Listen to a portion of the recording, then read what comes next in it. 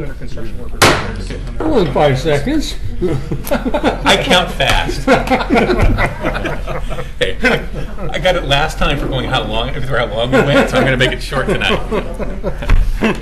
All right. Good evening. Welcome. This is the February 26th meeting of the Parks and Rec Advisory Commission. Let's go ahead and start with introductions. So, Mike Mitchell. Roger Fowler-Tice. Doug Neely. Daniel Tupper. Sean Datchler. It's February 25th, and I'm Joyce Gifford. What are you on other days? I'm just really hoping it was Friday. Chris Cook. Bob Burns, I thought I was early. And Scott Archer, staff over here. All right. So, initial one is approval of minutes from last month's meeting. Everyone has reviewed those minutes. Does anyone have any changes they want to make? Nope. Move to approve. Second. Approved.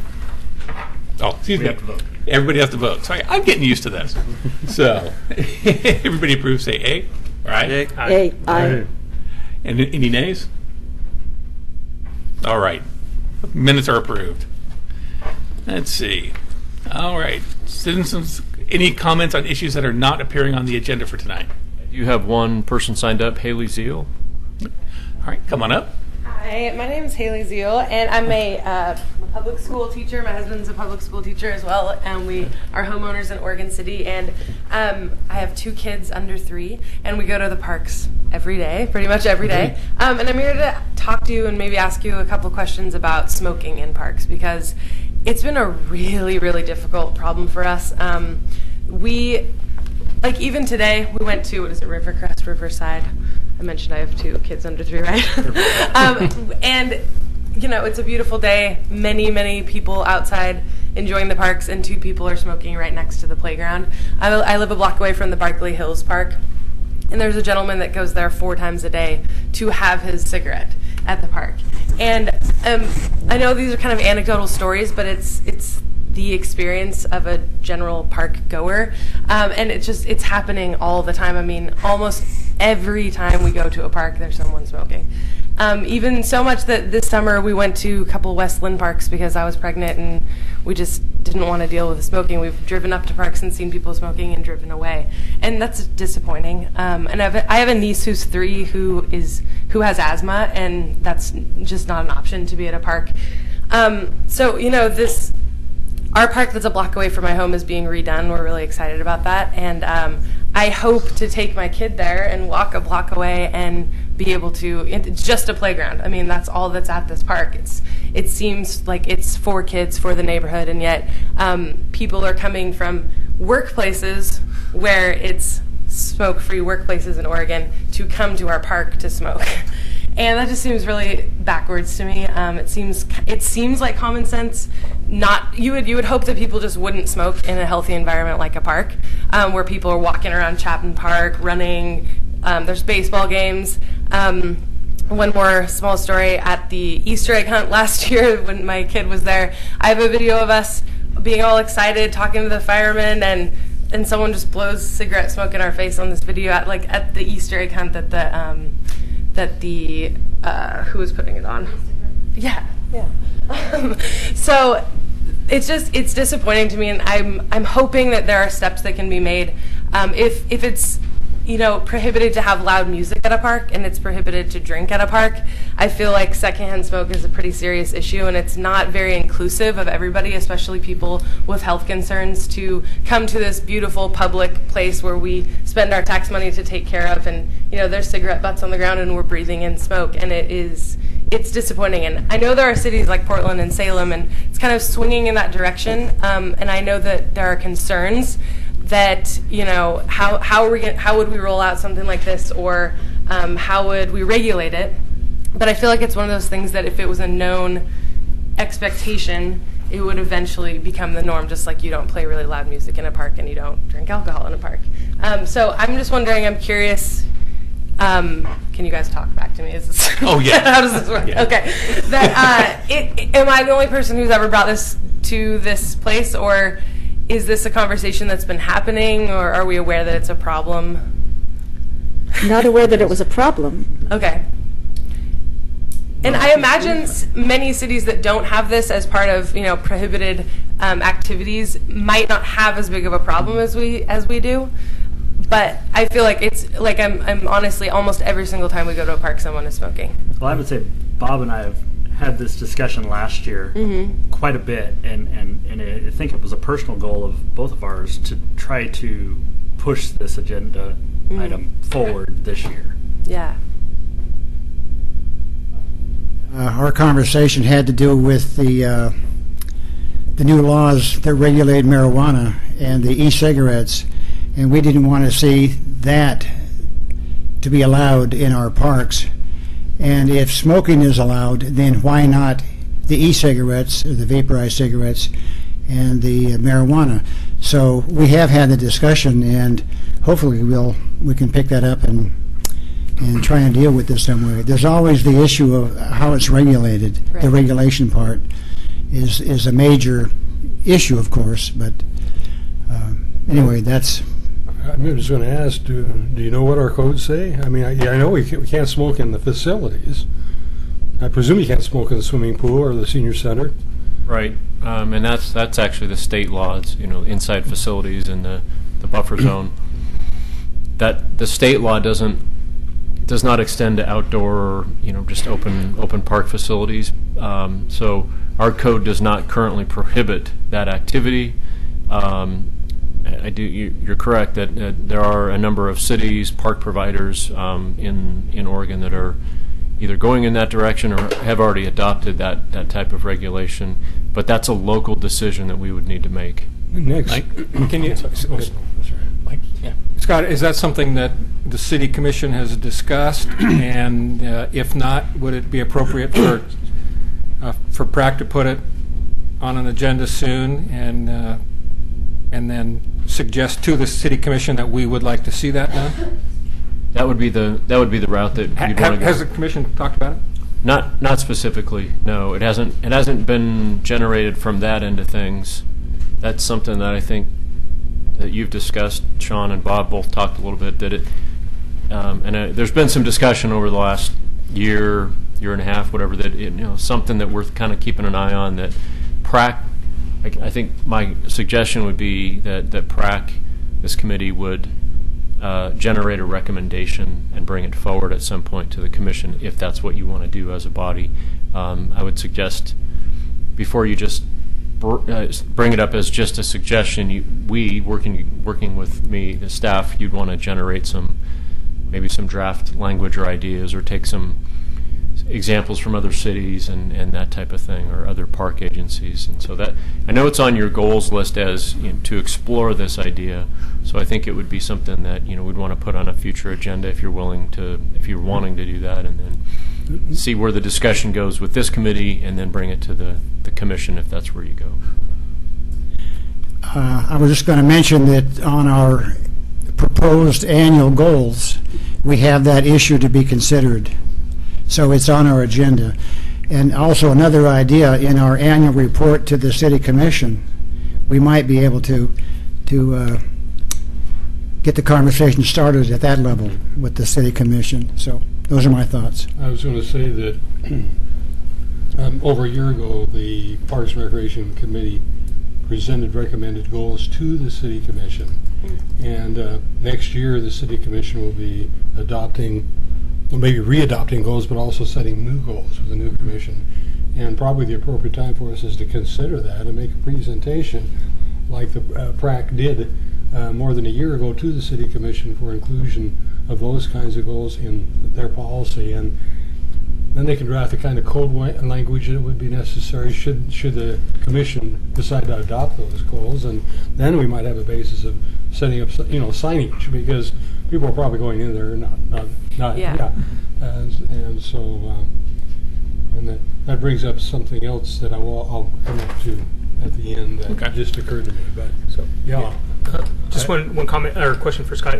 Would it be appropriate to ask staff to maybe start collecting some of the wording from other cities now, and maybe I think that would help us keep it in the forefront. and start looking at the verbiage. Yeah, and we've got some of that already. That's one of those things that since you've been talking about it, if I come across something, I've been grabbing it and filing it away, thinking that we'd probably have this discussion. So I think what I'm hearing is probably a consensus or mostly an agreement. Put this on a future committee agenda here, bring forward some maybe some examples of what that language looks like, and then you all can discuss it and see what you want to do with it, and maybe come up with a recommendation if that's where you're inclined to Right, go. and the only, it's also possible to maybe look at some of those cities that have implemented it and how they've dealt with enforcement of that rule. Yeah, that's a good So, question. Yeah, I did see something in the Oregonian about the Portland's implementation, because that's one of the things they were really worried about, having finances to do that. And they did like a 6-month wait period for just getting the word out there and having, you know, signs out, but no enforcement. So yeah, I think probably with Portland and Salem, there's a lot to look at with rolling something like that out and seeing what kind of problems they ran into or what went smoothly. Thank you very much for the consideration. This makes me When I was a happy. kid, we always went to the grocery store and got candy cigarettes. Yeah, the ones that have the So- powder on it. Well, this one was chocolate wrapped in a piece of paper, and the other one was hard candy. And so I mean, have all the candy cigarettes there you was some, want. well, no, the point is, the big pressure was from the cigarette Right. companies to make it look like this is appropriate Yeah, behavior. yeah. Thank you for Yeah, articulating thank you this. for- I think we've been waiting. I wouldn't say we've been waiting, but you coming forward helps us because that's the voice of the community of it. Yeah. Obviously, we represent our own neighborhoods, Right. but having somebody come here is really important for something It like is. this. So, you know, for all the Girl Scouts that are here, you know, this is exactly what this forum is for.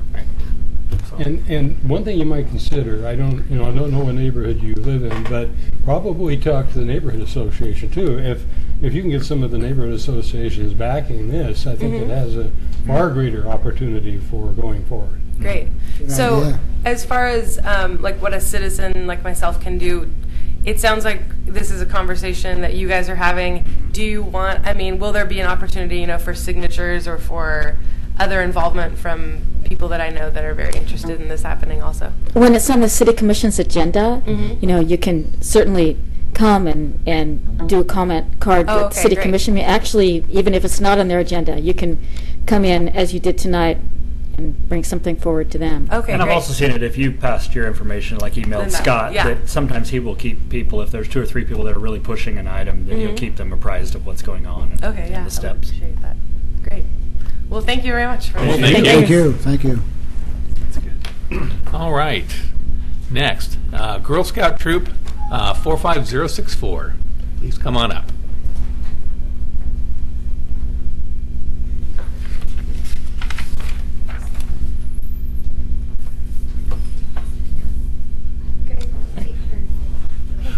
Welcome back.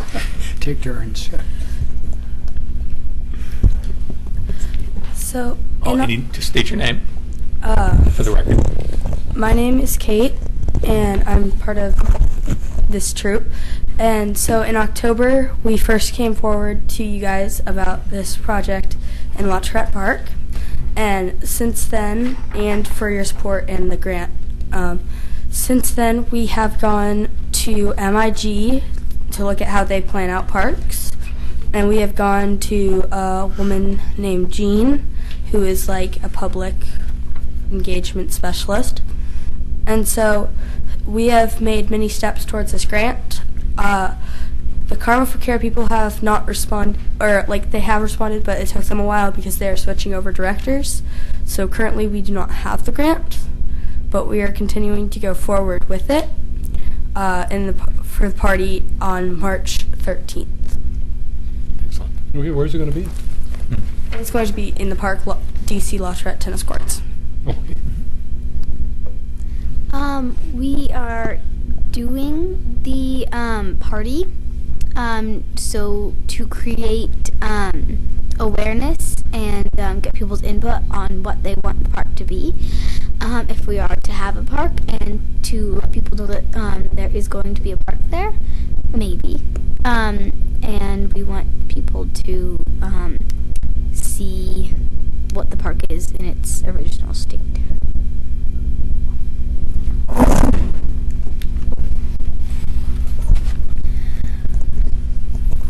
one way that we're going to get people's opinions on what they would like for the park, we are going to have a booth where when the people come into the party, we give them sticky dots, and we're going to have a booth with pictures of, say, like a plastic park or a natural park.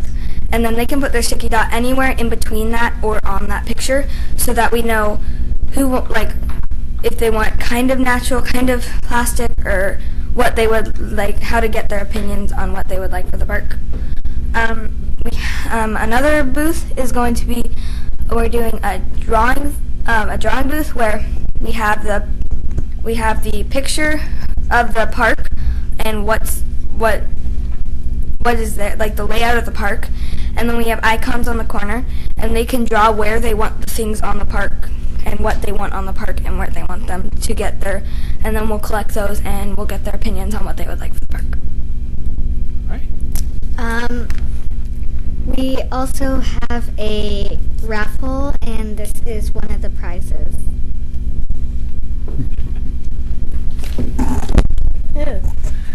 Hi, I'm Taryn, and I'm working on the history booth. I'm going to have a poster and hopefully pictures if I could be able to print them, with info about the park. Hi, I'm Paige, and I've been working on the publicity of the park, and I have emailed the Oregon City newspaper and talked about them to put it in the newspaper, and we're going to meet with them this coming week. And we have created a flyer for the park, and we're hopefully going to post those in some places. And so I would like to see you guys at the party if you would come.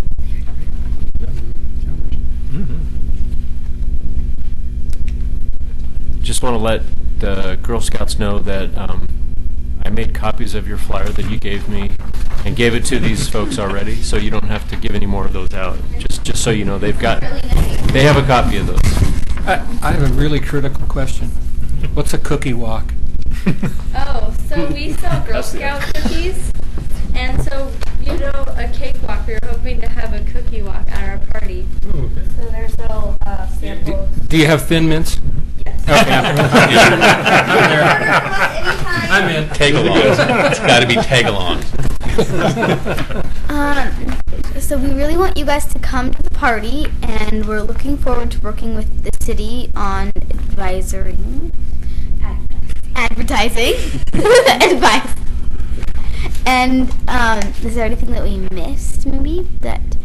Well, I'm going to ask you, it'd be a good idea, and maybe we can do it through Mr. Archer here, to invite the members of the City Commission as well. Yeah. And so maybe Mr. Archer could forward an announcement of this to the City Commission. Yes, I'll be doing that. Thank you. And the girls are planning on attending the City Commission. The upcoming meeting, yeah. Okay, good. And hopefully in the public comment period. Right. Very good. Yeah. Okay. Thank you. Thank you. Thank you. Great job. Thank you. Thank you. All right. Next item, Willamette Falls Legacy Project update.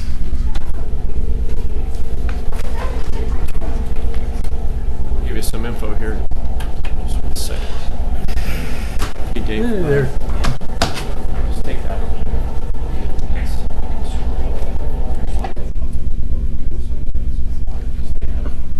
Oh, they got screens there. Oh, great. Okay, thank you. Okay. Yeah. Something. They have.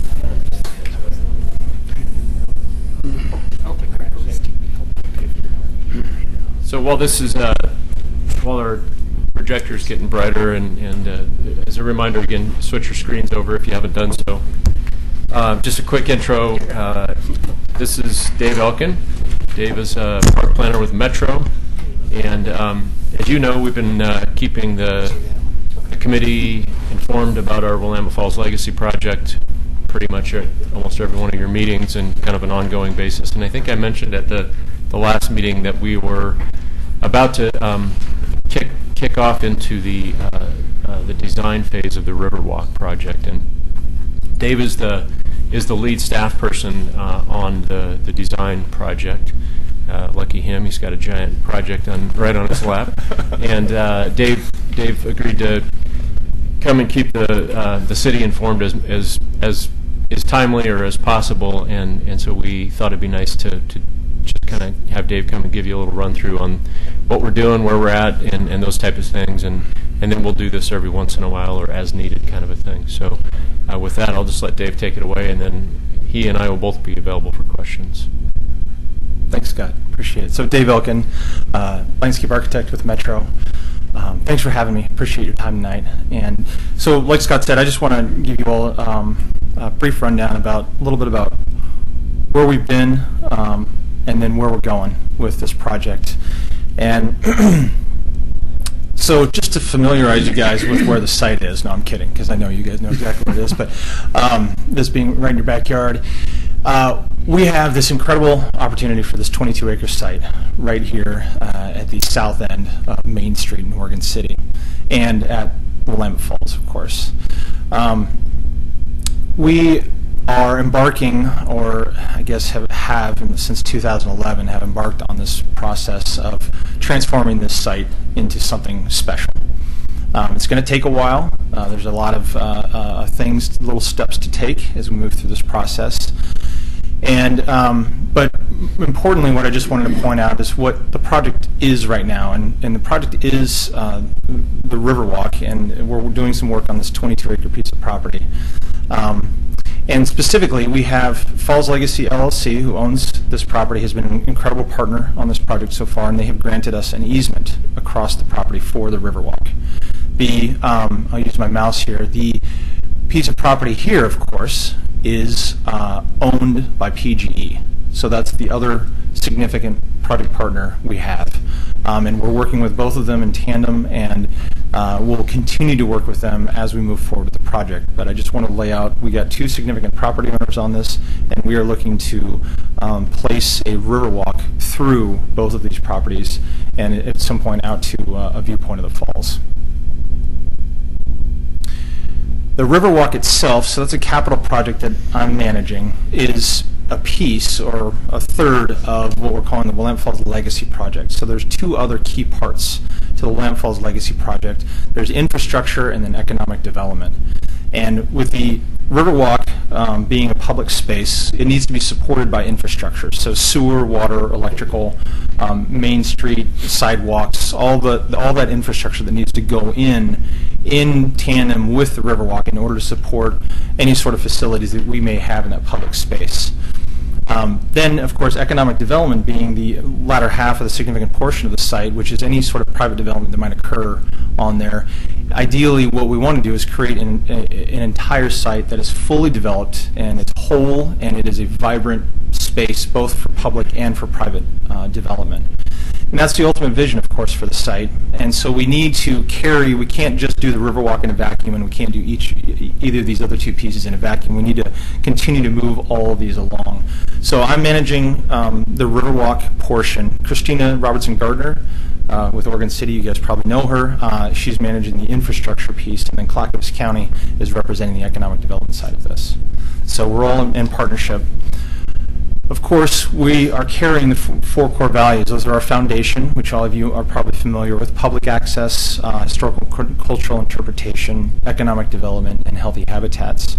And those are have been established in the very beginning of the project, and will continue to be our foundation for the future of this project. And so it's quite unique, I believe, to have a project that has such significant values established early on. And what's fun about it, I'm a designer, and what I like to do is continue to challenge the assumptions that we had early on. And every time you come up against these and you try and challenge them a little bit and say, we could lump these together, we could split them apart, they're very difficult to do. And yet they all continue to support each other in a very nice way. So it's a great foundation to have and continue to use as an organizing principle as we move forward with the project. So the project partners, we have 4 project partners that are supporting the overall legacy project itself: Metro, Oregon City, Clackamas County, and the state. So we have representatives of all of those agencies on some of our various committees, and their approval processes, reviews of all of the documents and deliverables from the client or from the design team are going to go through these groups as a kind of an equal parties and get stuff approved as we move forward on our project. So quickly on where we've been, you all have probably maybe heard a little bit of this before, but the project began in 2011, actually even before that. And what's significant about, we did some preliminary investigations on the site before it was, when it was in bankruptcy, before it was ever owned by anybody. There was some due diligence that was done about what is on the site, what's available, what maybe contaminants might be out there, et cetera. And then the Framework Master Plan began, which was led by Oregon City, and that was a significant body of work that resulted in a land use application for the general development and zone change that occurred on the site. So that was late 2014, I think November 2014 when that was passed. So that was a significant change, or a big hurdle to get the site from an industrial zone site into something that could be mixed-use development for future development as it occurs. So that was incredible news, and that was, of course, the, let's see, I have a slide here, the vision document and the land use application. Both of those were done in conjunction. So the land use application was the technical piece that actually converted this site, or converted the zoning of the site. And then established, and then the vision document was a document that really just said, what if? What are the possibilities? And you all are probably familiar with it. What are the possibilities that are out here? Nothing was put down in stone. Nothing was really decided upon. It was just, let's give us some ideas about how we can envision what might occur out on this site. Significant document in a number of ways of just getting enthusiasm and momentum on the project, which is great, but then also fundraising. People could, a lot of us are visual learners or like to see pictures, and so having something that was in front of us that said, oh, yeah, that does make sense. I could see that. Really helped us begin to have people see that there's a reality here and possibilities. So really important work that we did there in late 2014. And then since then, really it's about 2015, maybe a little earlier, got a couple of significant things, but one is, of course, we secured an easement with Falls Legacy. So Falls Legacy, again, has been an incredible partner on this project. And they worked together with them to secure an easement across the site for the future Riverwalk that we have. The nice thing about that is that we will be able to establish a route with Falls Legacy through the site. Right now it's not determined exactly where that's going to be, so it still has some flexibility, which is really nice. And then once we get that Riverwalk established, then we will be able to redraw the lines of that easement for a permanent easement through there. Then also, of course, we've secured some significant funding from the state specifically.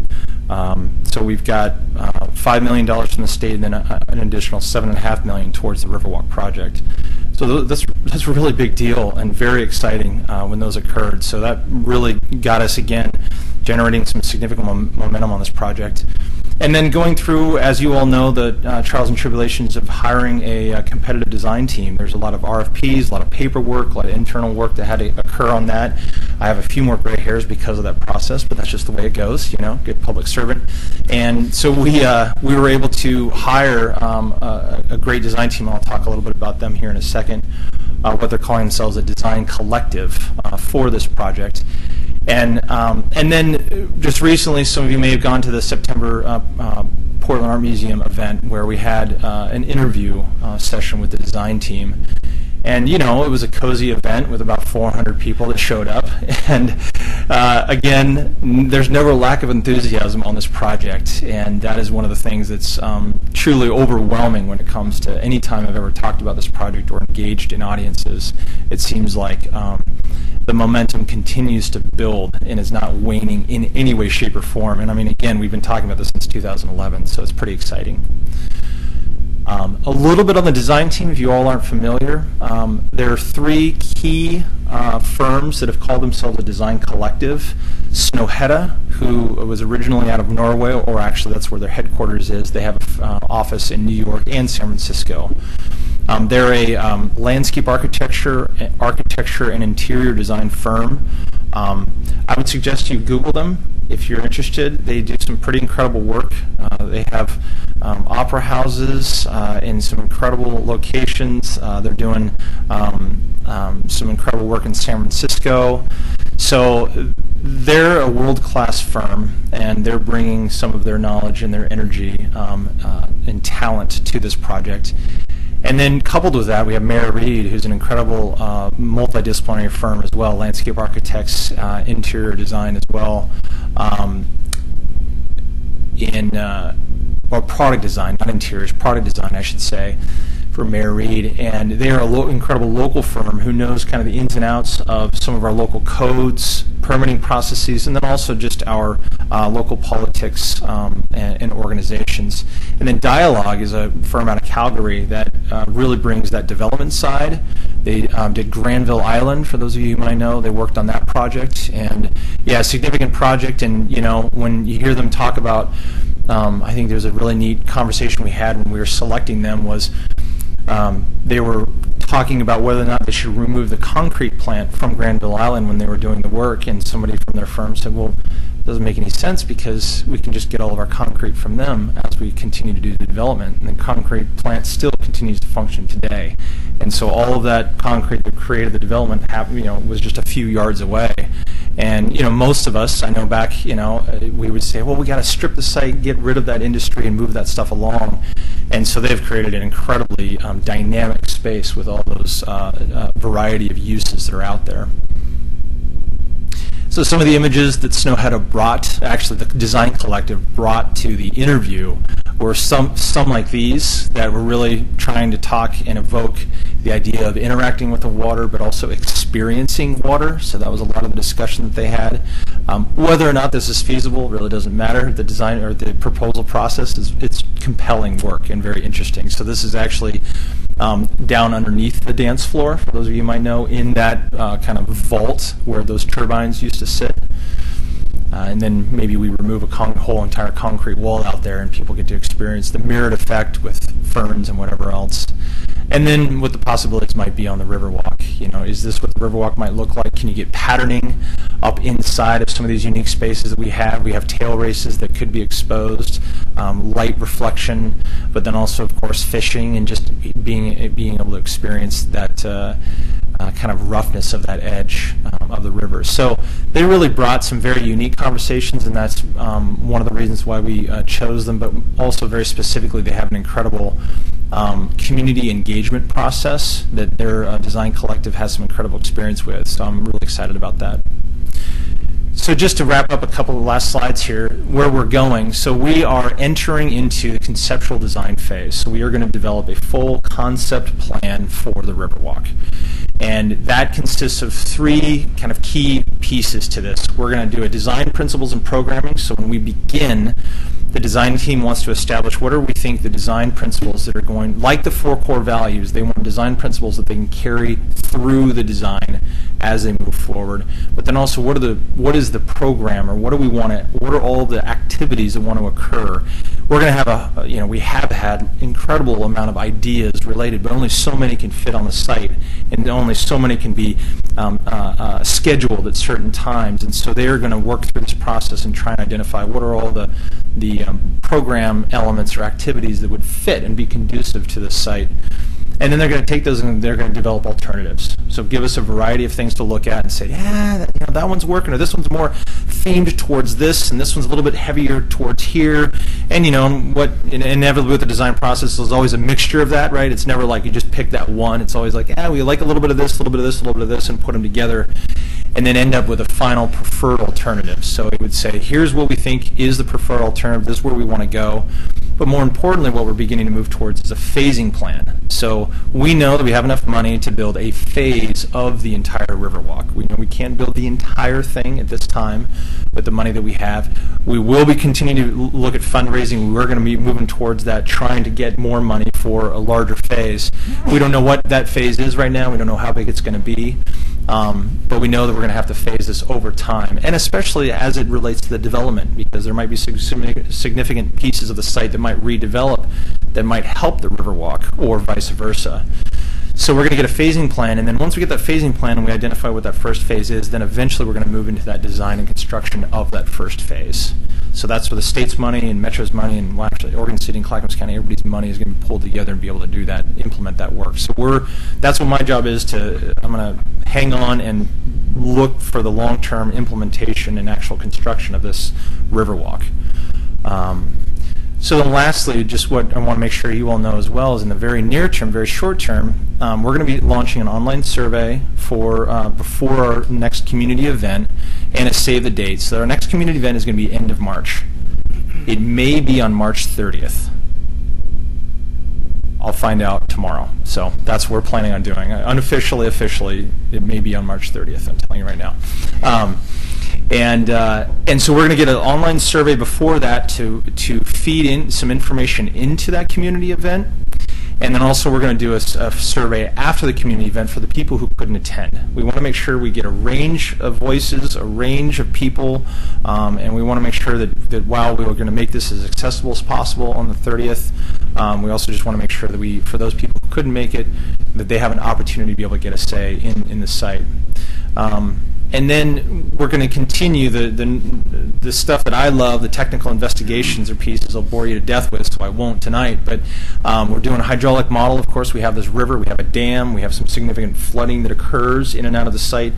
So we have a consultant developing an entire hydraulic model in the computer that is actually we're going to be able to model not only manipulation of the site, but removal of things and addition of things, and seeing how the water moves around that, where there's shear and stress and sedimentation that might occur, or aggregation that might occur on different areas, so we can understand how the water is going to move and how it's going to affect the site.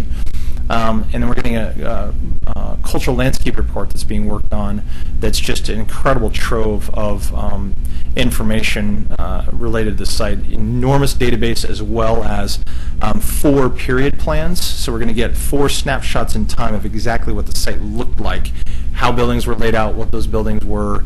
So that's going to be incredible. And then the one thing that the design team keeps asking me for more of is survey. We can never know enough about that site. As you all who've taken tours out there, it's incredibly complex. There's so many layers to that site in 3 dimensions as well as horizontally that we're going to continue to work on developing our knowledge of the site as we move forward. So that's it. And just want to thank you again for your time tonight. And like Scott said, I'm going to be coming down from Metro and working closely with Scott. Scott's on one of my committees for the design effort, and you're just going to be seeing a lot more of me. So anytime you need information or you want me to come present, just please ask Scott, let him know. I'm happy to do it anytime, but I'm going to be coming and meeting with you as frequently as I can to make sure you guys stay involved. So thank you. Well, thank you. Yeah. Are there any other comments? I'll go last. Comments? I'm going to make a comment, but not a question. So if you got a question. Mine's unrelated. But he's Metro, so. What I wanted to say was that those are the best guys. Lynn went bankrupt right after the Arch Bridge closed, and it was a blow. But within 2 days, the city approached Jim Desmond, who was, I don't know his formal title, but open spaces and everything was under him. Yeah, director. That's right.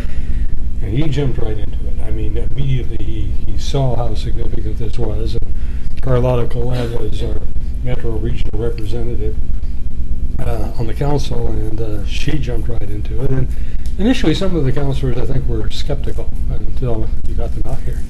And we wouldn't be anywhere near this point if Metro hadn't jumped right in. I just wanted to say how grateful we are for the tremendous continuing partnership. There was a commitment, I think, from us and the state and from Metro, $10 million over a period of time. Metro has invested a lot more than $10 million and has actually already contributed the cash amount of $10 million to the project. So we just wouldn't be here now were it not for you, and I just wanted to make sure you convey our continued appreciation for that partnership. Yeah, I will. So I've seen you at a lot of the Newell Creek Canyon meetings also. And so I thought I would just take a quick opportunity to ask you to provide feedback back to that team, and that relates to the phasing of the construction. And we mentioned to your counterparts last time that the playground area is really important to us, and we see that as a minor cost in the big picture, and hope that that's in the first phase of construction. And I know I provided personal, feedback online to that, but I think coming from here is really important. Tannen Prince was here last month to give an update on that project, I believe. Yeah. Great. I sit close to Tannen, so happy to do it. Thank you. Yeah. Any other questions, comments? Just a comment, probably for the new member and the new old member or something. I think not the old new member. Something like that. I don't know. At any rate, I know most of you have had the opportunity to visit the site, to take a tour. We set one up specifically for this committee, just so you know that too, Dave, a few months ago. But for the new members that weren't here on the committee, and if you haven't already had a chance to be on the site, we do offer regular public tours, and so just let me know if you haven't, or if you missed. If any of you, I don't recall if any of you missed the tour. I know most of the committee was there, but if you missed that opportunity, and so if anybody would ever like a tour of the site, just let me know, and we'll get that plugged in. Make sure everybody on this committee has had a chance to go to the site at some point. I think is important. I was to make a comment. It was nice to see some of that design work that was coming forward, and that uses perhaps as a public walkway, the mill race. I think there's two of them there. I think it would be nice if one of them actually at least could actually have water flowing through it, so people could see what see how they function. Not only walking down one, but perhaps see another one. And there's been some discussion about whether it might be possible to pull colder water from the base of that lagoon there, and have that serve as a refuge for the salmonids when the water gets warmer, and where they could move into temporarily. Yeah, there's some incredible opportunities with those tail races from both. Water coming down and through those, and it's significantly different experience of water than the river or the falls or the lagoon. Is a small little, but then also in that high water flow, just being able to get, you've seen the stern wheelers in some of those old photos parked in the mouth of some of those tail races, so they're of size, but then having that be even that floodwater refugia area for some of those smaller salmonids during those high water events, they can get out into those back eddies there. That's a good point.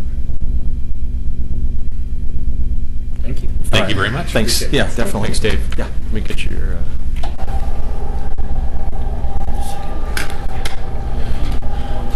All right. Don't leave, just I'm going to grab your. All right. General business. Pickleball request. So, welcome back. I'm going to give you just a brief intro, too, real quick. Get Dave on his way. There you go. Okay, thanks.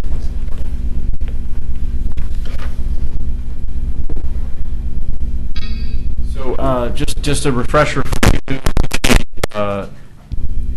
that we've been talking about this a little bit. We've touched on it over the last few meetings. That the pickleball group, of course, it's been going quite well, and our staff has been in contact with the organization, and they've been doing a good job, of course, of promoting that activity at Hillendale Park, and we've been having some conversations over the past few months of some potential additional courts in the same area, on the same tennis courts at Hillendale Park, and kind of along this discussion line, PrAC was kind of brought in a little bit, and then staff, we said, maybe why don't you give us a proposal of sorts in writing. And so that's what these folks have done, and you all have a copy of that at your places. And so what I'd like to do is I'll let you guys reintroduce yourself to the committee. You've been in front of them before, and we have some new members as well that may not be quite as up to speed. And I'll let you just kind of review your proposal with them, and then we'll have the opportunity to kind of do some discussion or question and answers. Sure. I'm Robert Small. I'm Rita Maynard. And we represent the Hillendale Pickleball Group. And on your cover sheet, first I want to thank you again for having us here and speaking in front of you again. There are, the way we've kind of written this up is there's the expand the courts would be a short range goal, the wind barrier would be a mid range, and then the long term would be, as you can see, court lighting, restroom facilities, and parking. We would like to resurface the courts in order to make play better, and also at the same time expand from our current 5 courts to 8 courts. That would be the proposed copy that you have. We applied for a grant. We became aware of a grant program from the Community Partnership Program, and we applied for that. As you know, those grants get approved, I believe, in March 11th. In that grant, we asked for money to resurface the courts. And some of that money would come from the local pickleball association. Some of the money would come from our pickleball group at Hillendale, the members. We would like to, part of the resurfacing of the court, to accommodate the 8 courts, we would like to remove the basketball hoops, because when we play there, I played there probably in the spring, summer, and fall, probably 4 or 5 times a week. And I can recall 3 times when somebody played basketball there. And at no time have we had a conflict of somebody wanting to play tennis. Pickleball seems to be the sport for that facility. So we'd like to remove the basketball courts and restripe it to accommodate 8 pickleball courts. We would also like to rebuild the one practice board. It's a board at the end of the court where you can hit your balls up against and practice your returning, and as well as install a new one.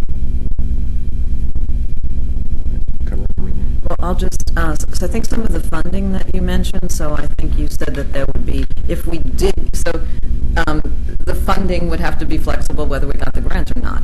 So if we got the grant, that would be lovely, and it depends on how much money they would give to us. So there would be the grant money, and we'd be looking for Parks and Rec to fund some of it, and there would be USA Pickleball Association to fund some, and Hillendale to fund some, and that might be listed in there. So the proportion, how that sort of works out, is grant dependent. So should the grant not be there, then that'll sort of flesh out a different way. You said about basketball, while you saw the 5 people play basketball, they weren't playing basketball, they're shooting hoops. So father and son comes down, shoot some hoops, and leave in a 15-minute, half-hour time. So at this point, the basketball wasn't used, and the option of having the basketball hoops outside and coming over the court is an option to move them outside the range of the court so that the shooting of hoops could still be a possibility if people wanted that there. But you wouldn't have a court kind of thing. We also would like any old tennis net, because it really is a lovely barrier. The one that we have separates 2 courts on each side, and we would want one on the other side to separate 2 courts on each side. So if there was some of these unused tennis nets, that's just an aside too, that would be helpful. So what we found out was that you really couldn't just, paint it green, paint it again. That sort of wasn't working. And Tom was saying that he came over and really took a look at the court. He hasn't seen it for a while. Those small holes are getting to be bigger holes. And the notion would be that if we do neglect resurfacing it, it'll just be a bigger problem later. So that's why we're putting that at the top of the agenda as the resurfacing, and then it comes naturally that would be the good time to paint the 8 courts and remove or move the basketball, and then we'd like the 2 backboard things put up. And I think that's our immediate short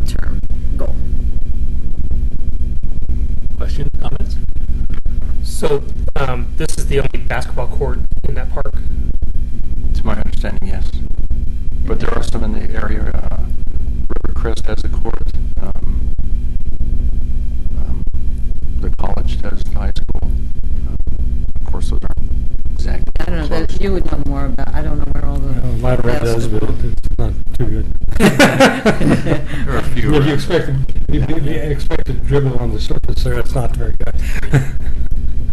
I think some of the discussion last time you spoke regarding basketball kind of summarized, came back to the idea that we were not in favor of completely eliminating all hoops, but that retaining one hoop, moving it out of your area of play to allow the game of horse with a father, son, daughter, that type of a game. You include the mother, too. Would be a pro. I should have just said the game of horse. But I think that we should retain something, and I'm glad to see that you mentioned that that's acceptable to do. Yeah, absolutely. With what you're trying. It'd still work with your goals. I would suggest maybe rewriting this a little bit to reflect that. Okay. I feel that might be approached after March 11th. If we do get a grant, we would like to, hopefully the Parks and Rec can fund what we feel is the anticipated cost, and then, but certainly that basketball. Where are we going to seek the grants from? The Community Partnership Program. Okay. The city administers the Metro Enhancement Fund grants, which are coming from tipping fees from our garbage transfer station. And one of these perhaps could qualify for that, and they have more money available this coming year because they've raised the tipping fees. So you might want to check into the Metro Enhancement Fund grant. Absolutely. Certainly. Yeah. And oftentimes you're able to get support from maybe us on, we put forward that application. Now, I'm not making guarantees, but it is a source. Good. Thank you, because we appreciate, that's how we found out about this source through, Joyce told us. Have you had funding conversations with Scott? So We've had limited discussion, but kind of waited for the formal, in writing thing. So, but I was gonna make a couple of comments about that. So this might be, since you asked that question, and then also with your comment, Doug, which is a great suggestion, and we can communicate about the Metro Enhancement Fund opportunity, which is coming up pretty soon. You want to put with the Metro Enhancement Grant. What's nice about that is the committee typically looks at not just 100% funding requests just from the city, but the partnership type of thing. Different groups involved, which is what you guys are, and then bringing actual money to the table if the other grant gets funded, then kind of capitalizing on that money, and that goes a long way. And that's what I was going to say too. Is we so in terms of the city's contribution, we don't have I think I've mentioned this previously, but we don't have anything specifically funded for this. This would be an unanticipated project to fund if we decided to do so. We do have the opportunity to consider it and look at it with regard to some other things, but that, as you all know, one of kind of the continuous talking points is our deferred maintenance issues, and we're trying to catch up on things. If we took, the roughly $6,800 or whatever the exact number was, that comes from something else that we're not going to do. And so it's not to say that this isn't a worthy project, and also it's an opportunistic project when a group comes and says, we want to put forward this much money, can you contribute? We usually just get can you just go fix this thing or do this thing without any money. So that's always a good thing, and these folks have been doing a great job with doing those types of things. So, but again, it is important to make sure that we understand that that money not being allocated in the current budget, and we don't have another budget cycle because we're in 2-year budget cycles now until July 1 of 2017 would be the next opportunity to have something in place specifically for a project. So between now and then, we'd have to sort of reallocate existing money from other needs and figure out how to do that. And I need to specifically answer your question, Sean, about that. We've had some limited conversation. I need to do a little bit further looking into the budgetary issues. If we had the opportunity to go after some metro enhancement money, that in fact could be the city's contribution potentially if it were funded, or we could put part of that in and we could ask for the balance. There's some creative ways that we could look at this. So I think there's a desire to do this project. It's a very good project. I agree that for the most part those courts are being minimally used for any other purposes. So these folks, their group and all the players that have come are putting life back into that court that was being very minimally used. So it's really nice to see that. Staff doesn't have any issue with the project itself in terms of that it's a great idea. It's just the actual city contribution part, we have to kind of figure that out a little bit. And then lastly, I do want to say a couple quick things. Is the basketball court thing, I would not want to do this without reinstalling at least one of the baskets. We could do that so that it's out of the play area of the pickleball folks, but still the folks that just want to show up and shoot around a little bit. And we don't have too many full court games going on there, but it's the only one. You asked where the basketball hoops are at. There's not really anything else in that neighborhood area. You'd have to go a little ways to find a public basketball court. So I'd like to retain that, even though it's a kind of minimal use thing. And then the last thing we talked about was, and I think it was brought up here at the PRAC meeting, that before any of these things were done, if all the funding gets put into place and you guys get your grant and we can put together some funding or whatever, we'd want to go to the neighborhood association, present this whole thing, just basically like we just did tonight, what you presented, explain what the idea is, and then potentially go at that point and say this is all funded. We just want to make sure that the neighborhood association doesn't have any major issues with that. My sense is probably not, but you always have to kind of do that. That's part of the due diligence. So I think it would be important that we visit with the neighborhood association and do that before the project goes forward. I think Joyce might have a little insight into that neighborhood association. The Hillendale Neighborhood Association meeting will be March 5th. And then the next one, not March, April 5th, and then the next one would be in July. So we're waiting to see quarterly how meetings. This flushes out. Yeah, so by April 5th, we have a pretty good idea. They would have an idea on funding. On the grant, and then, that's pretty good timing, actually. So we did attend one of the Hillendale Neighborhood Association meeting, as well as another one. Gaffney Lane. Gaffney Lane. So we're trying to have a presence in those meetings, and that would be great. We would, be fine to present. I'll just want to put another plug in for us. So while we've reinvigorated those courts, we're also getting feedback that there had been some homeless population that had been visiting that park, and there have been some people who have not wanted to walk, and they have come up to us and said, thanks to you and your presence, we now feel safer in our park, and we're going to take up walking. And more people have been walking out there. And so not only have we reinvigorated courts, but we're reinvigorating that aspect of the park. So that our presence is changing things in a real good way. So I know you're all supportive of the project to begin with, but I'm just adding a little bit more reason why people be extra supportive. I don't think you talked too much about or at all about the future goals. Those are kind of the big long-term wish list things, and we've had a little bit of conversation, but just so this committee is aware that they're requesting that we kind of be thinking about those things on the front page, the court lighting, the restroom facilities, and additional parking.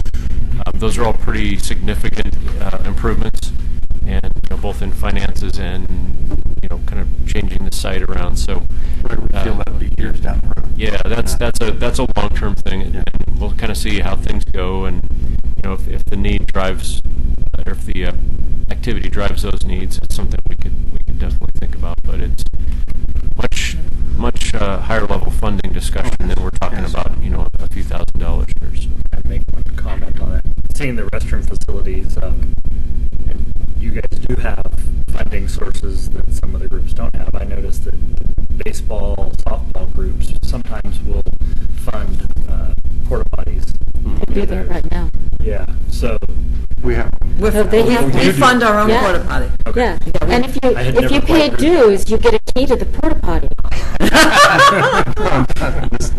That is great marketing.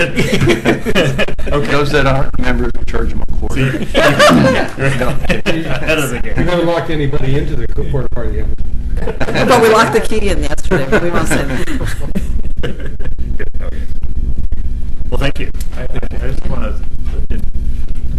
you might not know that there's a new park foundation that started up, and one of our goals is to help out with activities in the park, and that might be another avenue we hope to raise funds for activities in parks and a lot of other things. Great. And if you could find somebody that wanted to come represent your group within our Parks Foundation. Mike is the president, and I'm the vice president. And you would be probably, if somebody would be able to represent within our organization, that would, it might help your cause a lot too. So one of your meetings, or how does that work? How do we show up? If you give us a contact or an email, we'll be happy to email you. Our next meeting is right now. It's going to be on the 29th at the Pioneer Center. That's what it's scheduled. You all can email that to me, and I'll make it get to them. Thank you. And I just wanted to say that you have more advocates than you know you have. I was actually at a meeting, an all-day meeting today, and the facilitator was from Phoenix, and I had the agenda up, and he saw it. He said, "Oh, pickleball!" I play pickleball, and apparently he lives near the courts where they have the national championship. So, he said it was my responsibility to get it going. So, you have.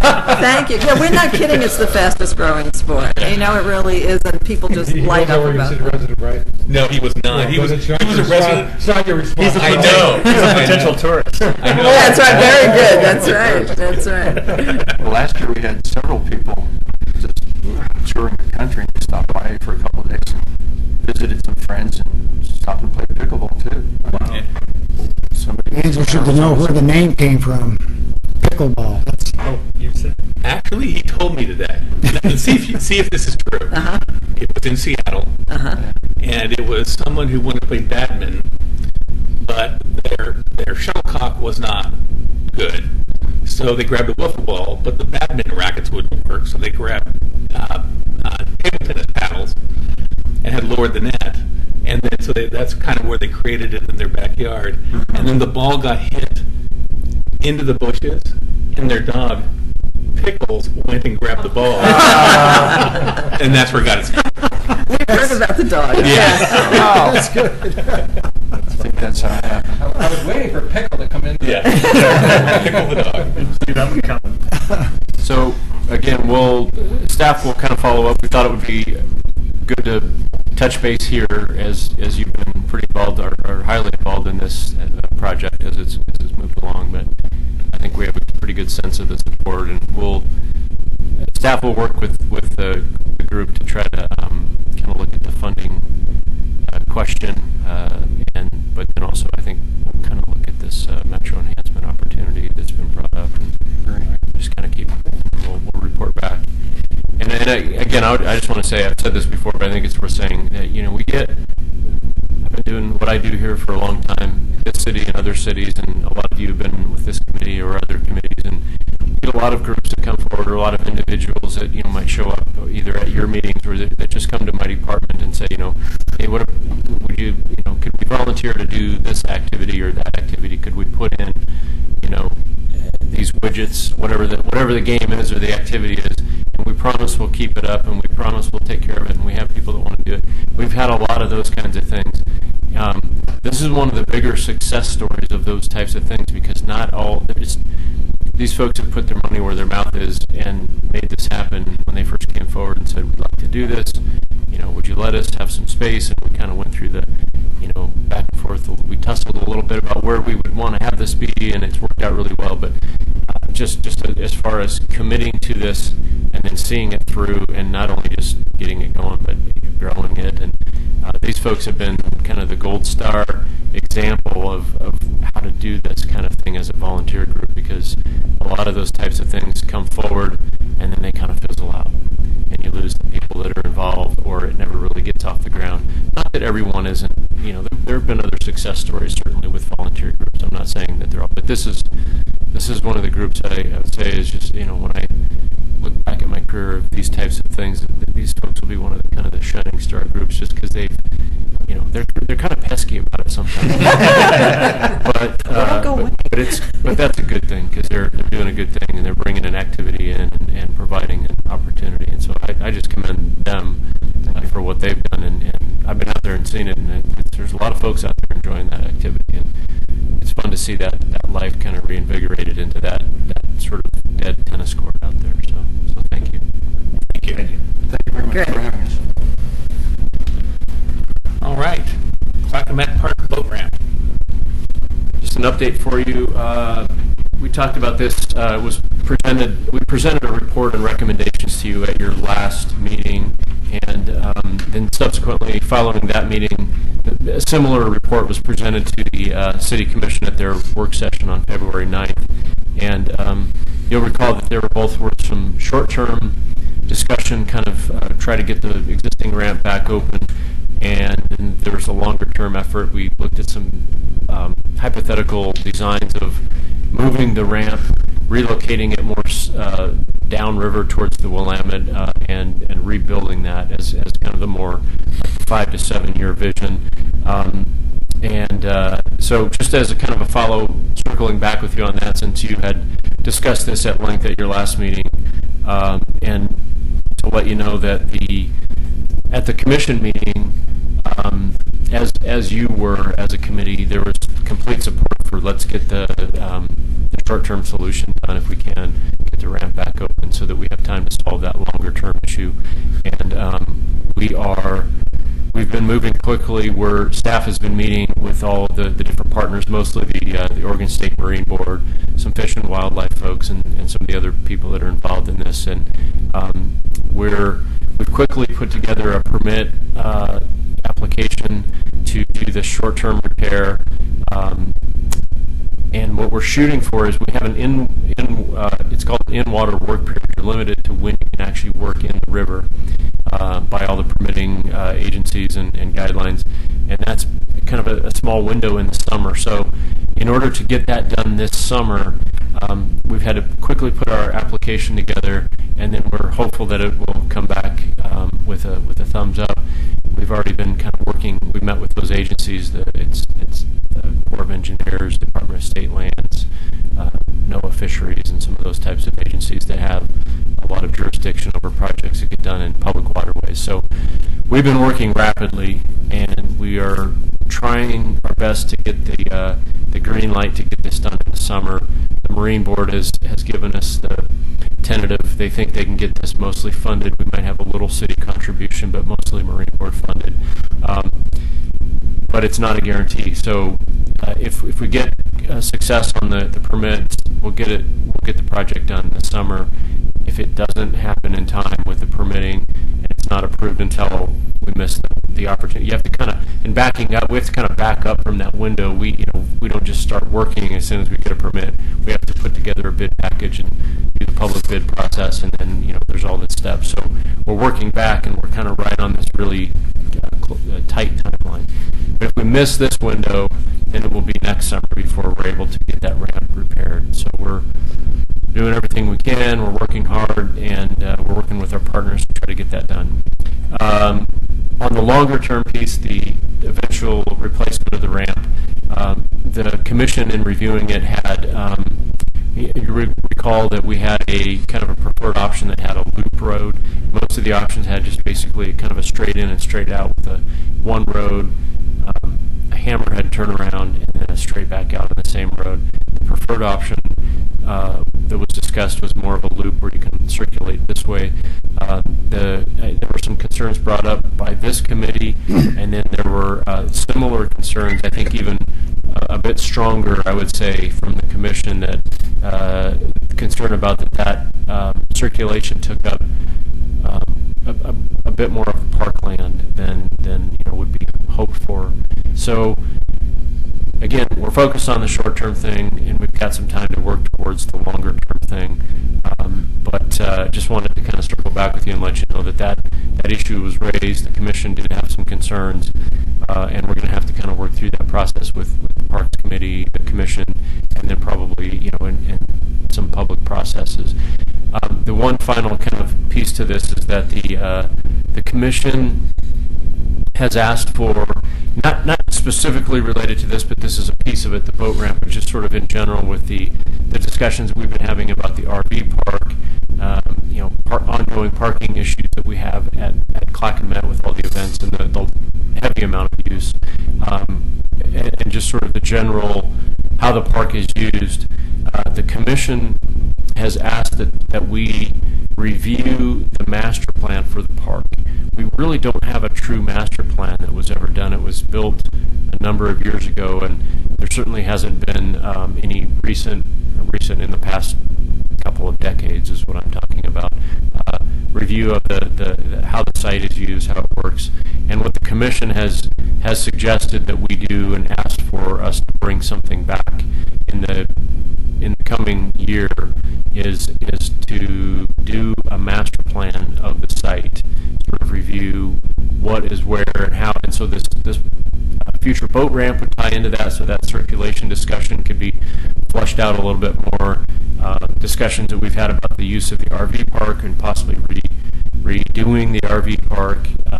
Some have even suggested that there's been discussion that maybe that goes away and becomes just parking or different types of use, and there's just different things that have been floated around. So we'll be talking about a process whereby we engage the public and we engage the Parks Committee and the Commission and the those that would be interested in that discussion as to what is Clackamas Park? How do we best utilize that?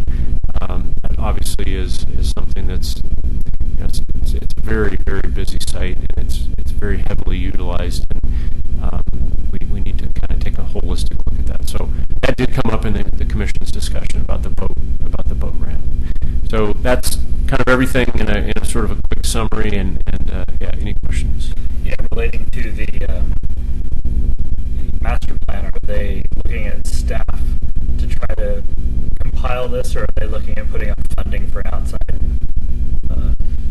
group to come in and actually perform a master plan? It would take some outside consulting work in conjunction with the staff, and working with. And I think that this committee would be integrally involved in the project too. But yeah, so they're looking at a little bigger plan. Yeah. Can you guys look at it? Yes. Okay. Correct. Yeah. That's a good clarification. So yes, professional services where a park planner would come in and help us with that process. Yeah.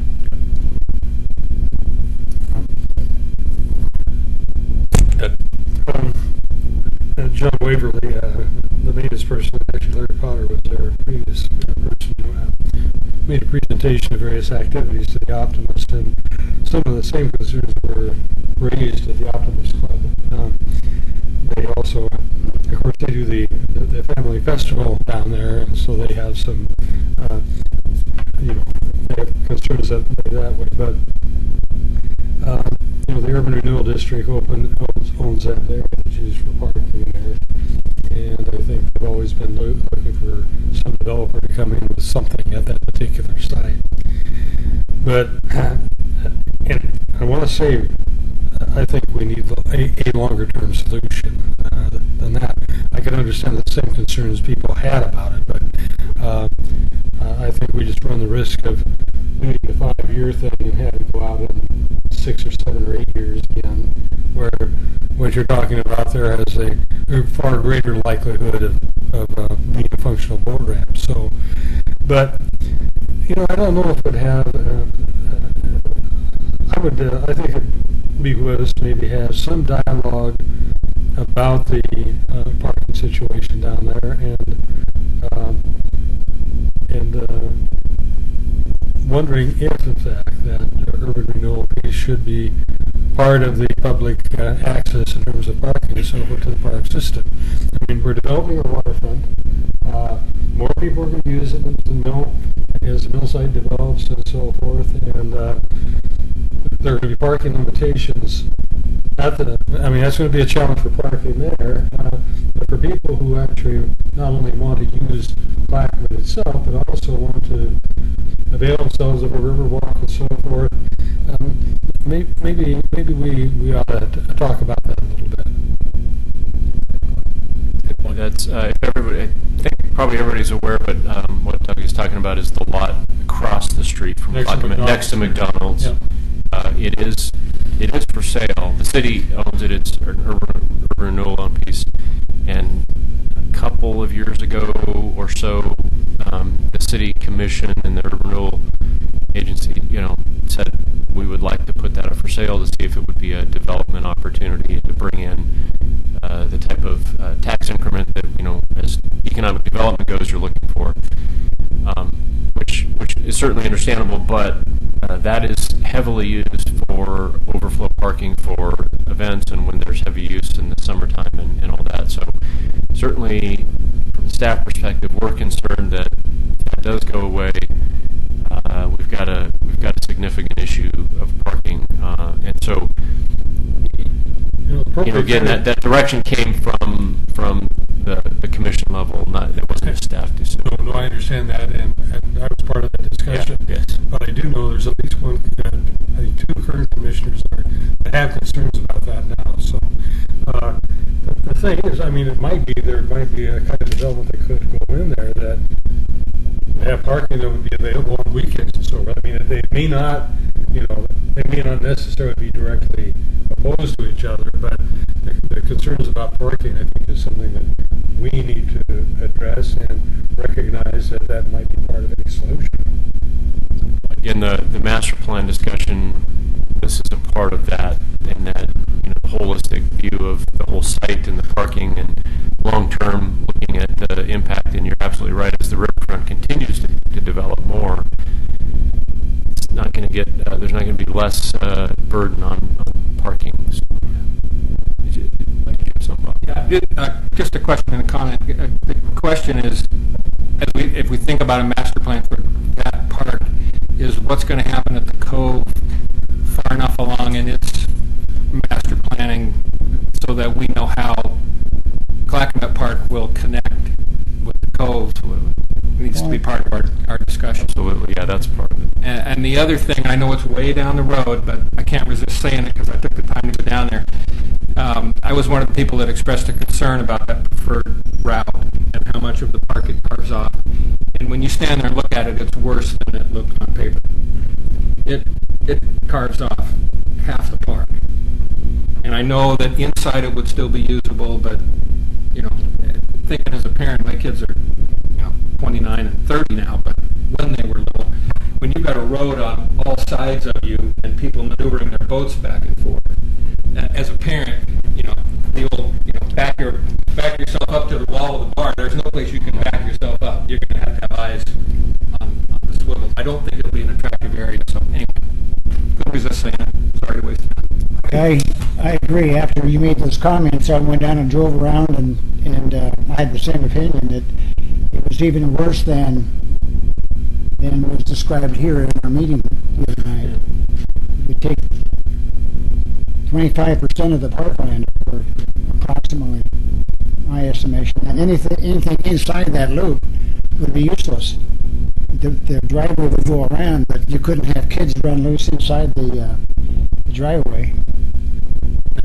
I agree. It's good to see several of us did our homework because I went down there too. I think my concern was during that presentation, the picture didn't show the entire park, which made it misleading. And so what I started thinking about, like this master plan, I envisioned somebody saying the total amount of current parking space is X. And then I want to tell them to draw that space under the new diagram with only X amount of space. Don't increase. And then if we have to reclaim land and turn it back, the other parts of the parking lot, so the net gain is 0. In other words, the purpose and the location of the ramp itself, if that has to go there, I see a lot of advantages to the new location. Then the number one goal would be net loss of park space should be zero. Design it. Yeah, good point. That's all very good feedback, and that's what we're thinking is how to figure that out. And good discussions. We one thing I want to say, Sean, you just touched on it.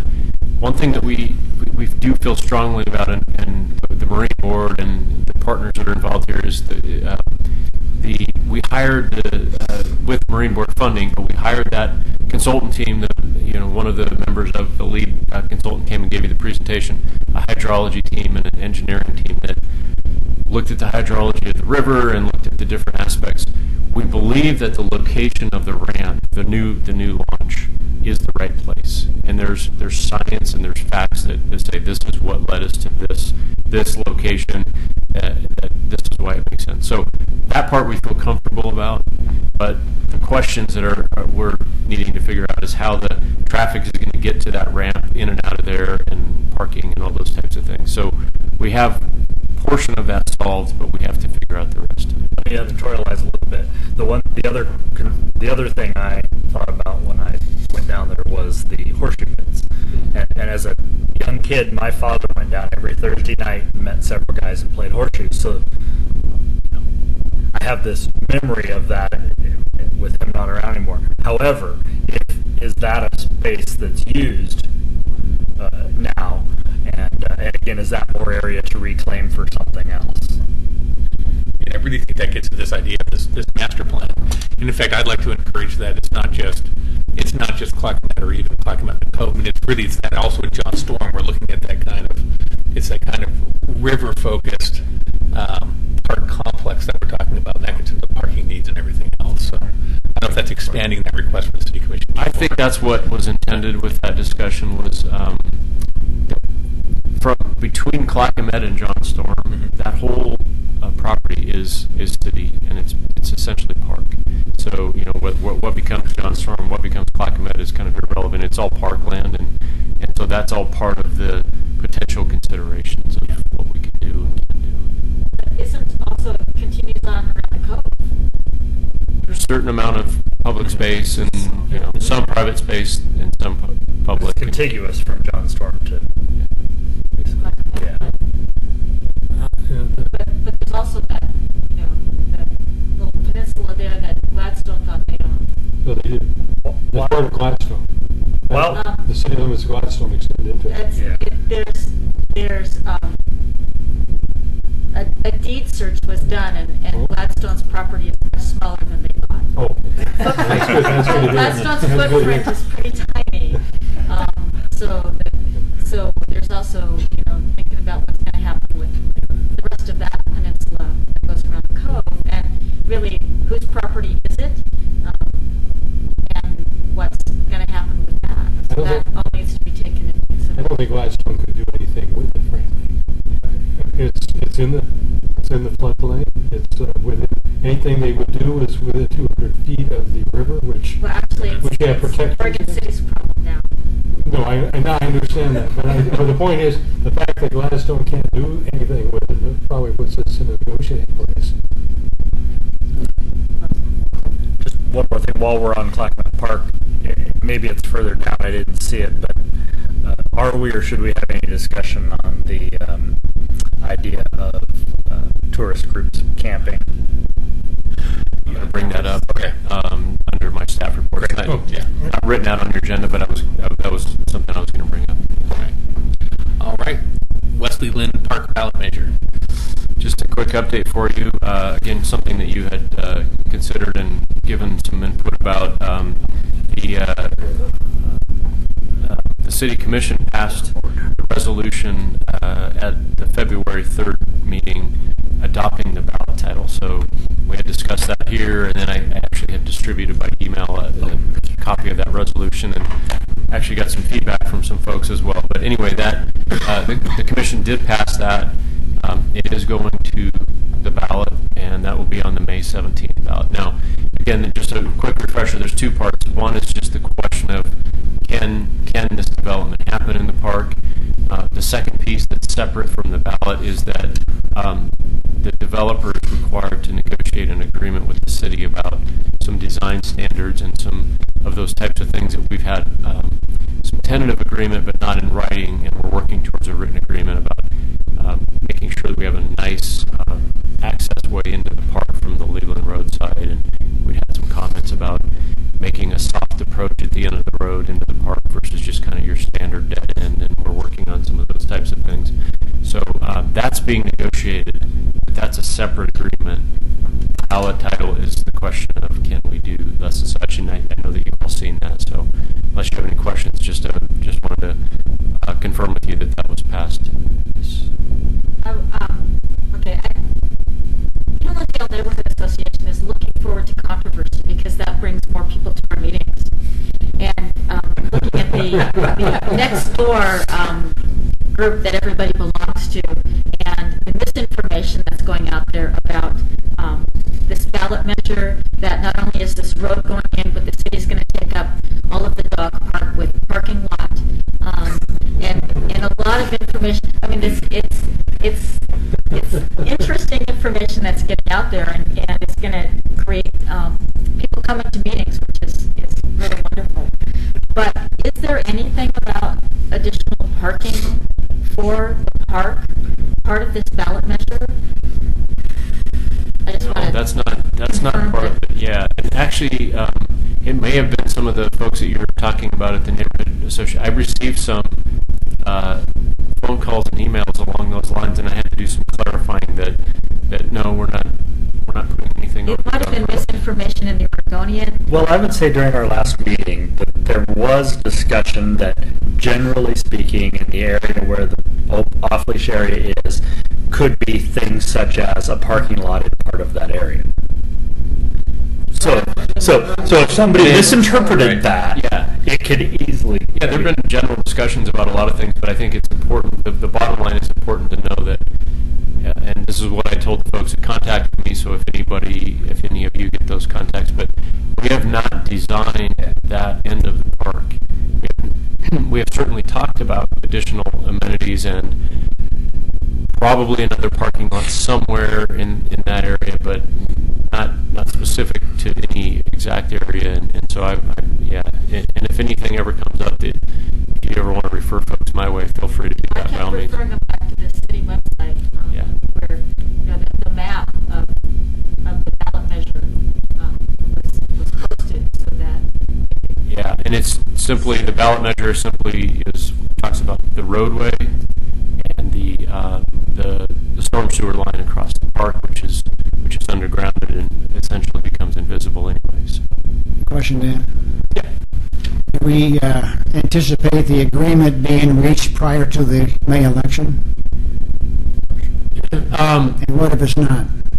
It's not imperative. It's a separated issue. We're working on it. I don't know whether that will be the case or not. The ballot measure would give the authority for the developer to go ahead, as I understand it. Yeah. But then there'd be the issue of the agreement. Now, we already have. Here's where I would say this with that. But the timing is. I would say there's a better chance that will not be in place.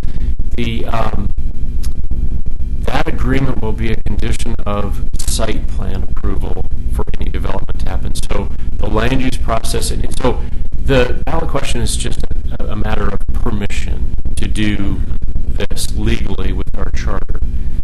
That doesn't give them a site plan permit to build the development. That still has to go through all of the regular city planning process where you review everything.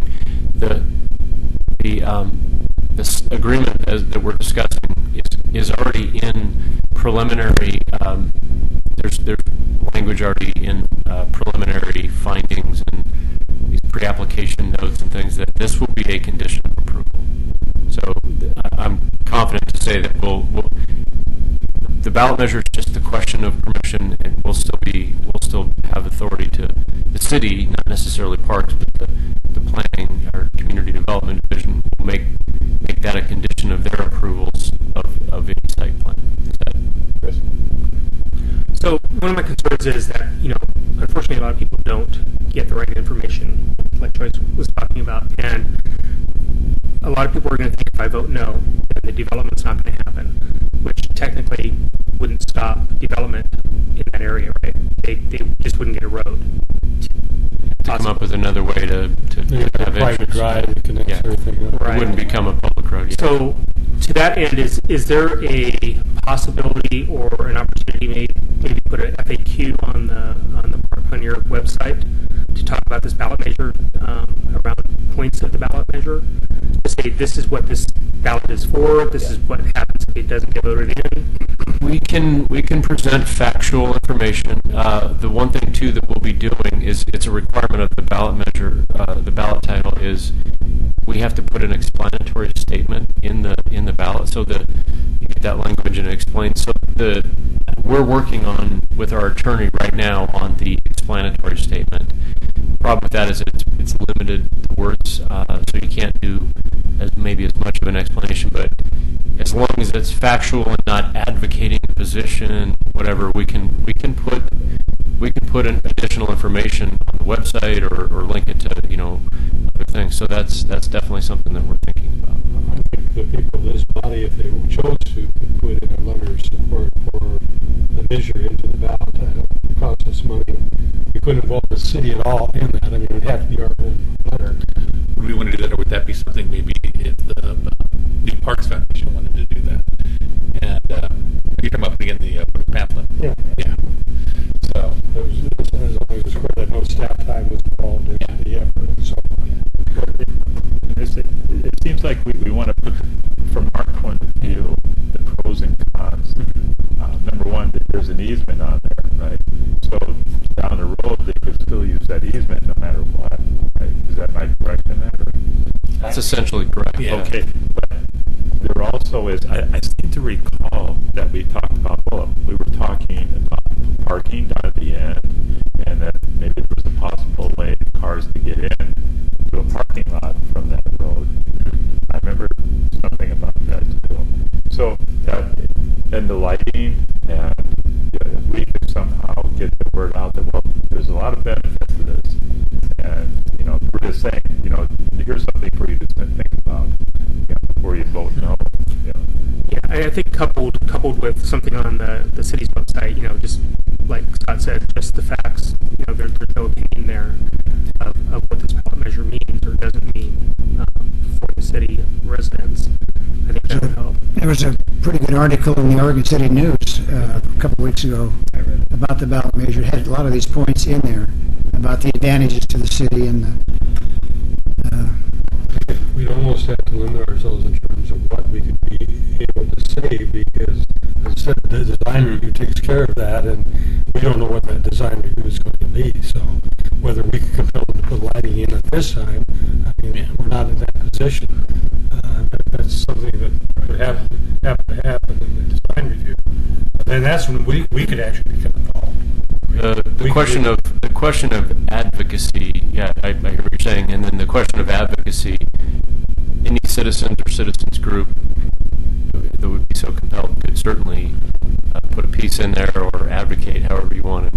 We'd have to just be careful about the separation of staff time and resources. But talking about it right now is fine because it's not on the ballot yet. Once it's on the ballot, that's when the city is under the state restrictions, the Secretary of State's restrictions about not advocating with any staff time or resources. But we can do factual things. We can do what Chris is talking about, and that would be a good thing because there could be confusion about this. But again, if you as a group or individuals or some other group wanted to choose to take an advocacy position, and whether it's putting something in the voter's pamphlet or whatever you'd want to do, that certainly is up to you. Anything else? I was just going to say, my opinion relating to the advocacy thing is that this will be a big issue to the neighbors that surround it. It may come up to the 10 people or 15 that attend the neighborhood association meetings, but as soon as you step over to the neighborhoods by the high school and down to the McLaughlin neighborhood Park Place, they're going to vote based upon the explanatory statement and these little bits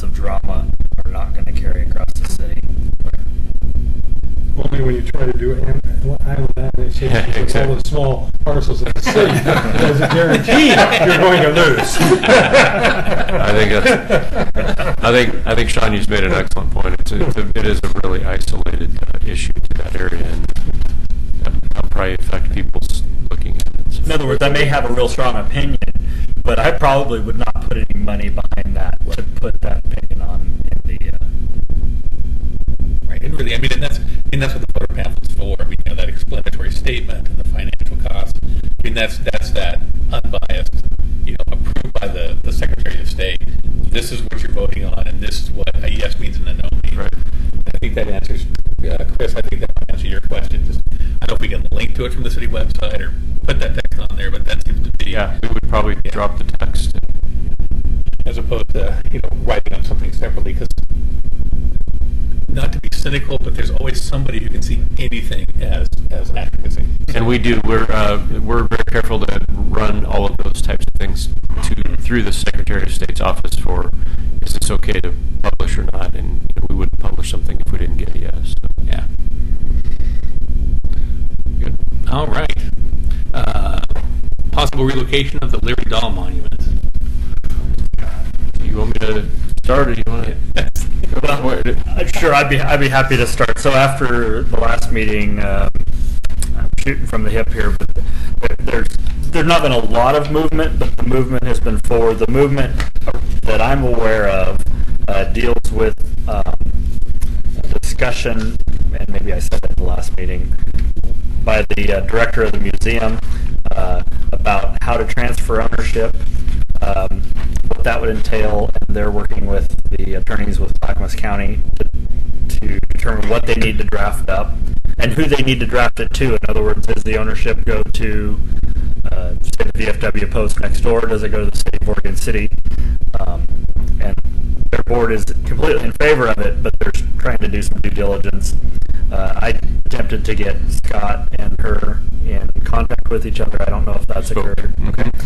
And there was a discussion. Scott and I had a long discussion to address Bob's concerns about other locations, and namely the library facility. And my interpretation of Scott's comment was the library is too far down the road to try to put it there. So let's not try to walk this one into that spot. And so hearing that, I've continued down this path. And I think that gets us to maybe discussing what you've heard from her. You summarized it very well, and what you said about their position, that them being the Clackamas County Historical Society, which is also the owner-operator of the Museum of the Territory where it's at. I did speak with their director, and she basically said almost exactly what you just summarized, which is their position is they would like to do this. They're supportive. They do believe it belongs in a better place, and it's just a matter of the crossing the T's, dotting the I's thing of how do you change ownership, or how do all those questions. And so they're working on that. She committed to as soon as she has that information to come back to me, let me know that. So obviously I'll keep you posted. The only additional thing I have to add is talking about this location, the Promenade VFW area location. And I think I agree with what you just said about the library. I think to try to put that in there at this point would be tough because they've already made those types of decisions and they're moving down the tracks. But the one other thing that I thought was kind of an interesting thought that did come up was would there be a consideration of putting it at our memorial site at the cemetery? We have a memorial area right at the beginning, or right at the entrance of the cemetery, and we also have some veterans memorial stuff as well as just that, like the Parents of Murdered Children memorial and some other things. So that just kind of came up as a what if sort of a thing. Does that want to be considered in this discussion? I'm not recommending yes or no on that. I'm just mentioning that did come up, and it was, I thought, an interesting idea, but a lot of questions about that. Well, we brought that up at the last meeting, and I think the general reaction, if I remember right, was that the cemetery is a beautiful spot, but it's also a spot that is not frequented often. It's Memorial Day, people use it, and then it's really,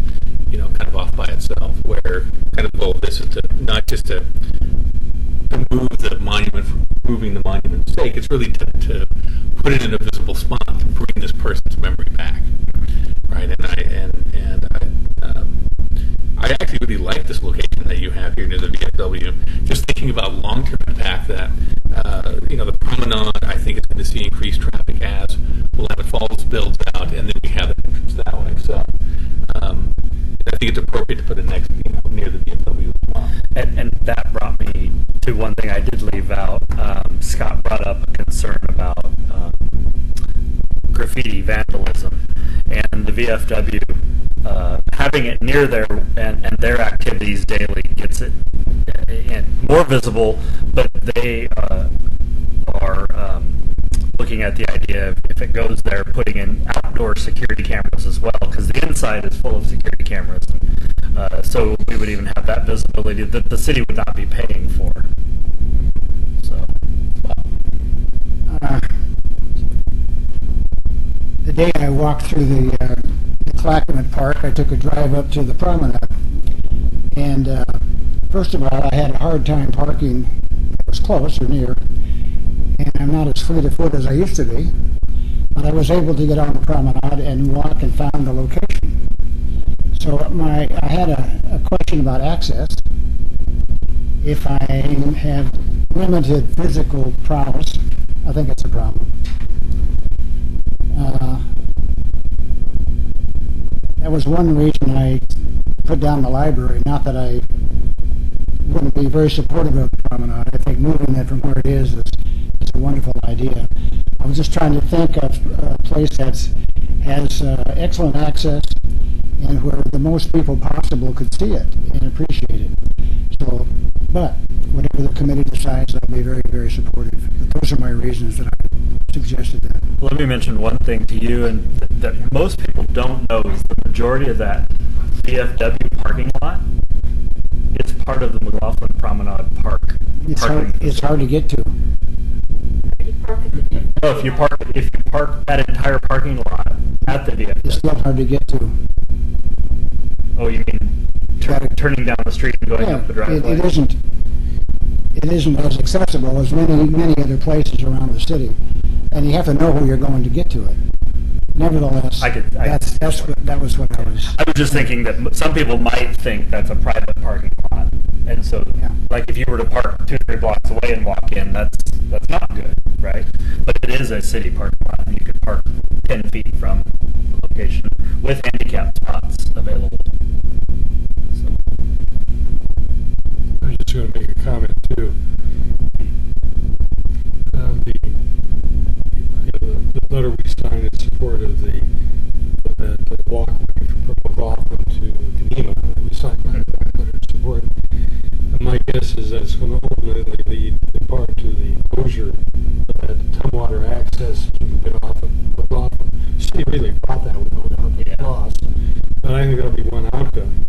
In that case, that whole Tumwater portion, I think, could be perhaps redesigned for parking purposes. It's not, it really can't be done now, but it could be done in the future. Maybe it's part of it. Maybe the access to that parking lot would also be improved.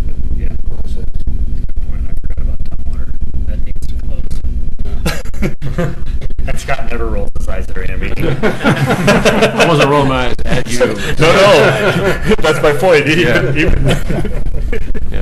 I mean, are there any other suggested locations? No. Oh, no, go ahead. No, that wasn't what I was going to say. I mean, are there any other suggested locations?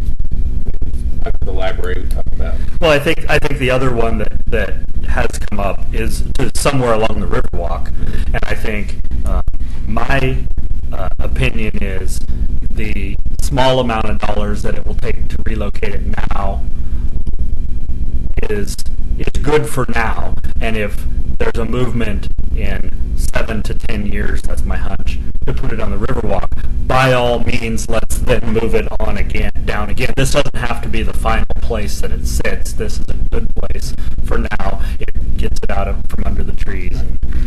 One other good thing is it's right next to the VFW hall, which there's a connection for sure for the veterans, which is good. My only issue is access. But noting that there are security cameras and people there frequently, Yeah, they want to be a partner to its, health and cleanliness and security. And I think that's important in general. Have community parks. Scott, what do you need from our department, from us, to continue moving this forward, if anything? Last month. Yeah, I think we got a general kind of a thumbs up. There'll be some further discussion once we get the information back from the Historical Society about the ownership issue. But I think this committee would want to have a final recommendation about the location. So I don't know if you want to do that now, or if you want to just. We're going to end up talking about this at another meeting and be prepared for that. But I think if final, so that everybody's on the same page, or the majority is on a recommendation to give, and we'd probably want to give the city commission a heads up on that recommendation that this has been recommended, and we're exploring that. So. Thanks for the back, because that really just That was actually points it right there. yeah. Thank you. That wasn't me. That was Sean. Thank you, Sean. I was just reprinting what Sean had provided. Just very quickly, at our meeting Tuesday night, the Parks Foundation Board did vote to support this move as well. So if at some point there's a need to send a letter recommending some location to somebody, I'll be happy to write that on behalf of the foundation. Thank you. All right. Parks and Recreation Advisory Committee goals update. This is just on as by request from the committee that it stay on your agenda, so that I think it just stays in front of you. So I don't know if you had any specific discussion issues with that. One thing I do want to remind you, it's fairly related to this, is that we need to be looking at scheduling the annual presentation to the city commission.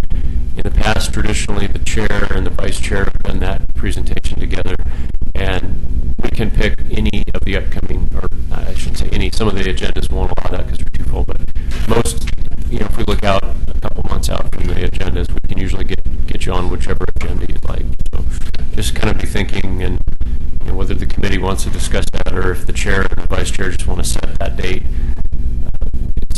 We could do that anytime from now forward. So. Yeah, I think last year we went probably in April. I think sometime in March and April is good. And if you guys don't have a problem with that, we'll just kind of move forward with it.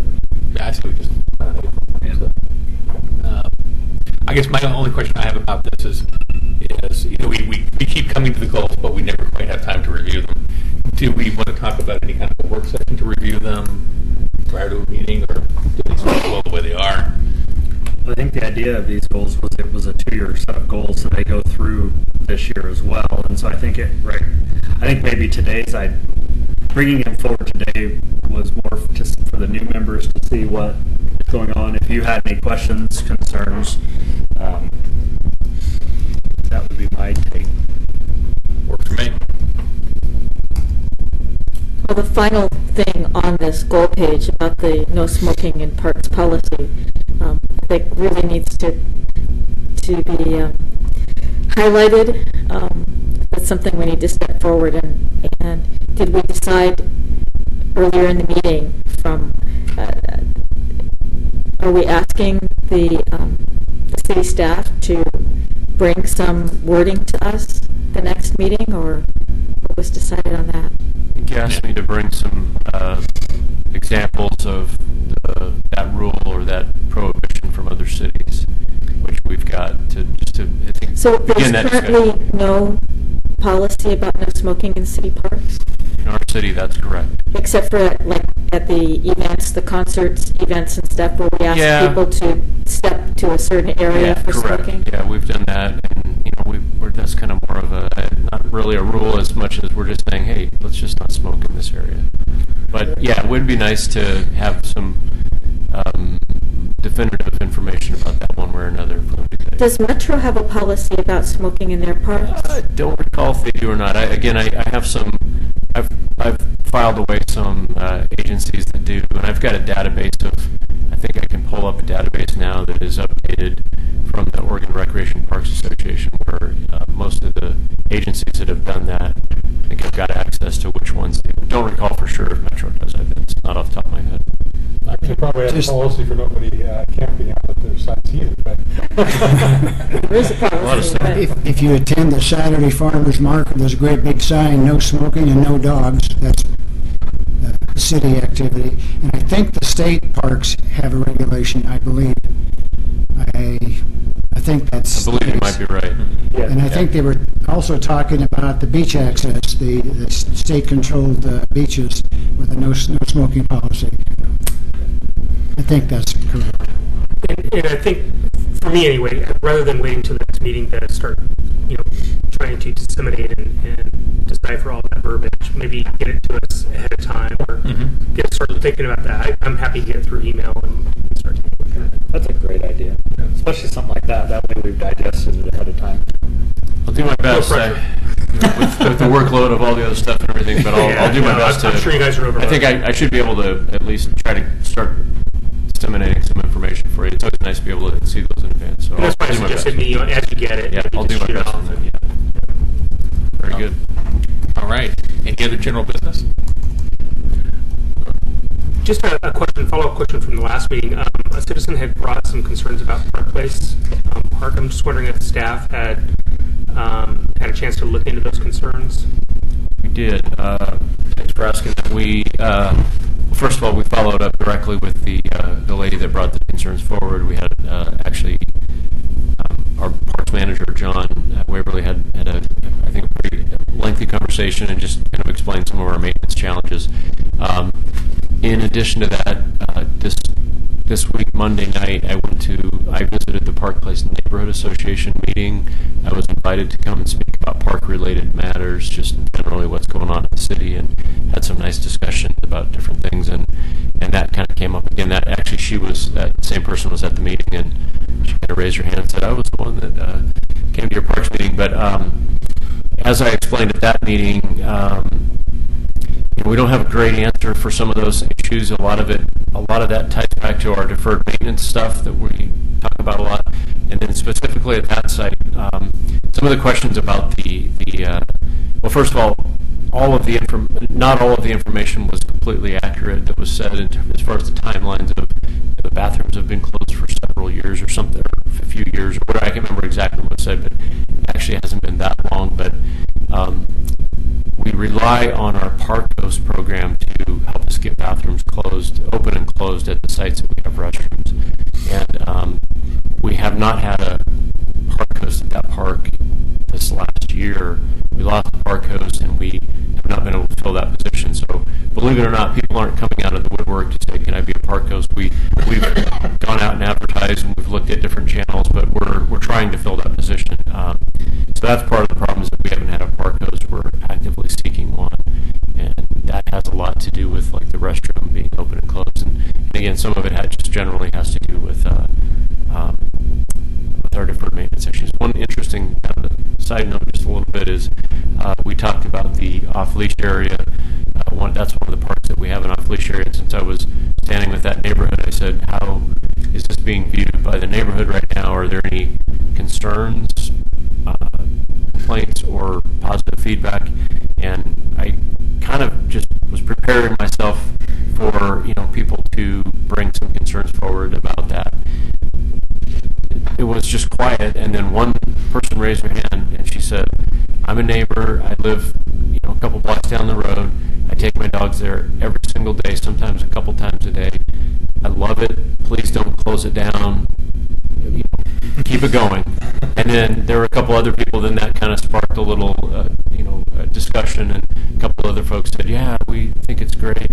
And I said, have there been any problems that anybody's aware of? Have you viewed anything, or you heard anything? Just no problems. And that kind of also led to a discussion about, what we really want is we want a fenced dog park somewhere in the city, so we don't have to drive to, they named off the different places around the metro region that have the dog parks, and I talked about that whole process with that. But anyway, I hope that answers your question, Chris. That's kind of the best answer that we had at this time for that stuff that came up. So I know that at the Richard Bloom Tots Park, those bathrooms, the neighbors were given keys and took on the responsibility of locking and unlocking those bathroom doors. is there any chance, if we don't get a park host up there, of somebody from the Park Place neighborhood becoming the keeper of the keys? Potentially. Okay. I wouldn't rule that out. We've done that.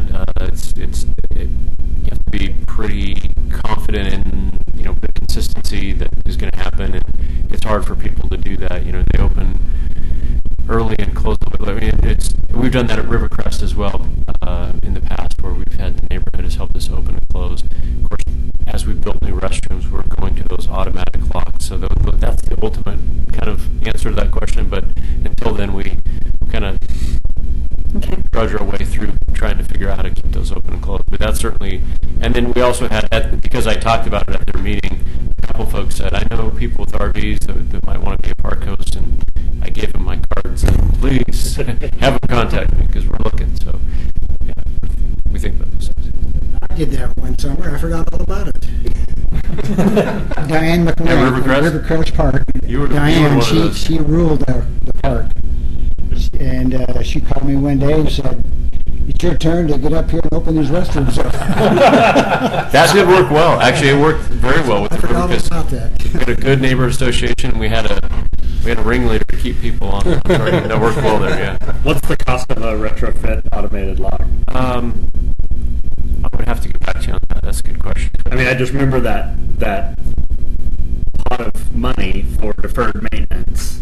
And if this is a $2,000 fix that really fixes a big chunk to a neighborhood, something to think about. Good thought. Yeah, we've kind of looked at those types of things. Again, we'd love to. We want to retrofit all the bathrooms. Yeah.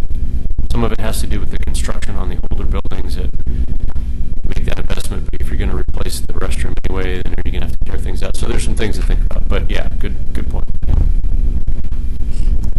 All right. Parks and Recreation Advisory Committee bylaws. That's a featured agenda item. I think the bylaws are on there because we wanted to have the discussion around if you came in partial year, and then, so say, for example, you served 6 months of your first year, does that even count towards your 2 full terms? And I think the idea was to bring it up at one of these meetings and really forward that to maybe the mayor, or get some explanation as to whether our new interpretation needed to be rewritten, or whether it was loose enough that just kind of voicing the new interpretation was appropriate. When the city appoints a commissioner to fill in a vacancy that occurs, it doesn't count to their terms. Right. That would be consistent with that, what they do. Yeah, so it may, and maybe it's the fact that we, through when you do your staff discussions with commissions, if we were all kind of in favor, I don't even know if a vote's needed, but to say that, we've reviewed our bylaws and we want to we want to modify the interpretation to make it consistent with the rest of the commission. Yeah, if I remember, I think that was whether we can actually just modify the interpretation, or whether we can. Yeah, something I can look into. Yeah, that's it. And I think Scott, you referred to that. Yeah, do that for the next meeting. Yeah, I'll work on that a little bit more. One more thing. Yeah, one more thing. Let's keep adding to your list. Plus all the other regular things I did. Yeah. No, that's okay. That's and next month he'll go on vacation and assign it to Denise. That's right. That's a good reminder about that. That's something maybe just sort of internally without a big changing of language that we might be able to fix. But great. Or maybe not. I'll let you know what I can find out. So. All right. Member reports. I'm going to start with you. I don't have anything to report. Thank you. Just Mill Creek Canyon, I think Metro survey is still open online. Go to the Metro website. They're looking for people to take a look. It's a huge document, but go to the end, take a look at the proposed trails, and they want your opinions. Well, I will say that my report will be about the daddy-daughter dance. I got to take both my girls. It's the last time, probably, because the oldest one, I think, ages out for next year, and it was a real treat to be able to do that. So representing a 3 3.5-year-old and an 11-year-old. I do want to say that the city staff that put that on does an outstanding job. I think Kathy Wiseman is in charge of that, and she should be commended greatly for her efforts. It's a very successful program, kind of standing back as somebody who's supposed to represent the community, looking at that group of men and their daughters. It's what we should be doing, and it provides an opportunity for grandpas to take their granddaughters. I've seen that. Larry Potter, the last 2 years, takes his granddaughter. And then on Roger's, I'm going to take some of your thunder. On Roger's report, he brought up one of the issues relating to the people that make the balloons. And let me tell you, for a 3.5-year-old, that balloon is absolutely everything to her. And we waited in line for probably 30 minutes, and then we got called to dinner, so then we had to sit down. Then after dinner, we had to go back and wait in line for probably another 30 minutes, so an hour out of a 3-hour event. It's a huge deal to have another balloon person there, and it's probably worth the $2 increase in the fee it might cost you. Well, the point is that there are several pieces that go around there. There's for those of you that don't know, there's 2 buffet lines. I didn't know that the first year. I saw that are distinctively different. One is an adult food line and one is a children's food line. So one has chicken nuggets, mac and cheese, grilled cheese sandwiches, and it's also shorter. It's about knee high for me, and it works perfect for the 3.5-year-old. There's also a coloring table with this year they were heart wreaths, and again last year my 10-year-old at the time, no interest, but my 3.5-year-old absolutely loved that, and we still have those around the house. The DJ is kind of a funny guy. He plays songs that are, I think, almost more of our era. He throws in a few of what my 11-year-old would enjoy. The food is outstanding. That facility does a great job. I don't know if they charge us or what they charge us, but it's well worth whatever we're paying to rent that facility. It's top-notch. Parking is easy. Accessibility is easy. I think the only negative this year was the reservation thing, and that was a website issue. And we've talked about that. So. All right. Yep. Yeah, a couple things. I did review one of the movies. I guess I have concerns. I will say that the reviews were supportive of the plot, but this is the one entitled what kind of girls? Mean Girls? Yeah, Mean Girls. Mean Girls. And the movie's a 12-year-old movie, so it's been around for a while. The Ebert group gave it 3 stars, and the review I had read for that one movie that I was somewhat upset about, I actually gave it 4 stars, but I do want to read what it says. Parents need to know this movie has some material for a PG-13, including crude humor, sexual references, underage drinking, and common violence. There's a prank involving a pregnancy test. Candy allows her home to be taken over by party teens, gets drunk, and throws up. The girl watches Girls Gone Wild and imitates it. The girl refers to herself as a half virgin, and there is a joke about a girl and a girl kissing. The strength of the movie is a positive portrayal of diverse characters, including disabled, gay, and minority students. It actually got a 4-star from that, but the issue is not that. The issue is appropriateness for a family movie. Now last night and today, I was up north with a 24-year-old granddaughter who's about to move to Phoenix, and anyway, I asked her if she knew anything about this movie. So she said, yeah, she had seen it when she was a teenager. I said, well, what do you think for younger audiences? And she says, absolutely not. And so I took the liberty of looking at the library, and there are 6 copies available. I mean, if you want to watch it, can watch it, and do it through the city. So I just don't. This is one movie I just don't think is appropriate for a family venue.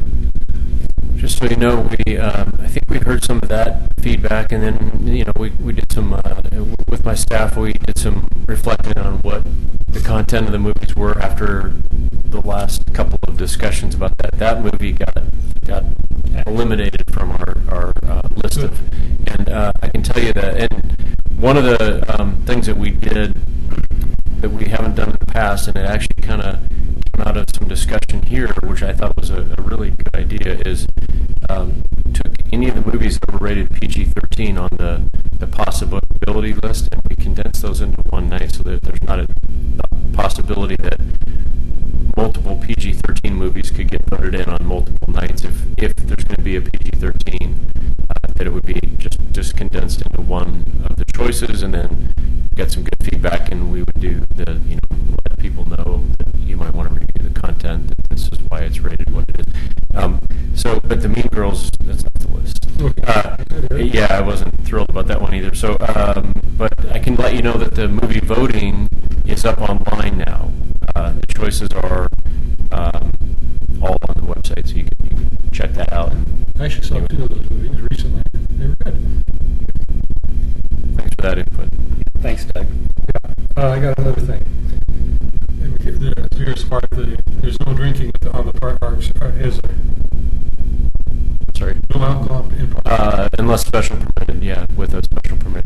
Okay. But so generally, yes, that's correct. And I know we had at the concerts, and I'm not against this, but I think we've got to figure out a way to deal with it. We do, the people could get wine at the Concerts in the Park at the Interpretive Center, which was fine.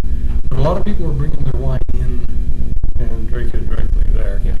And so I don't know if and nobody was abusing it. I mean, they had a glass of wine at the concert. I personally don't have an issue with it.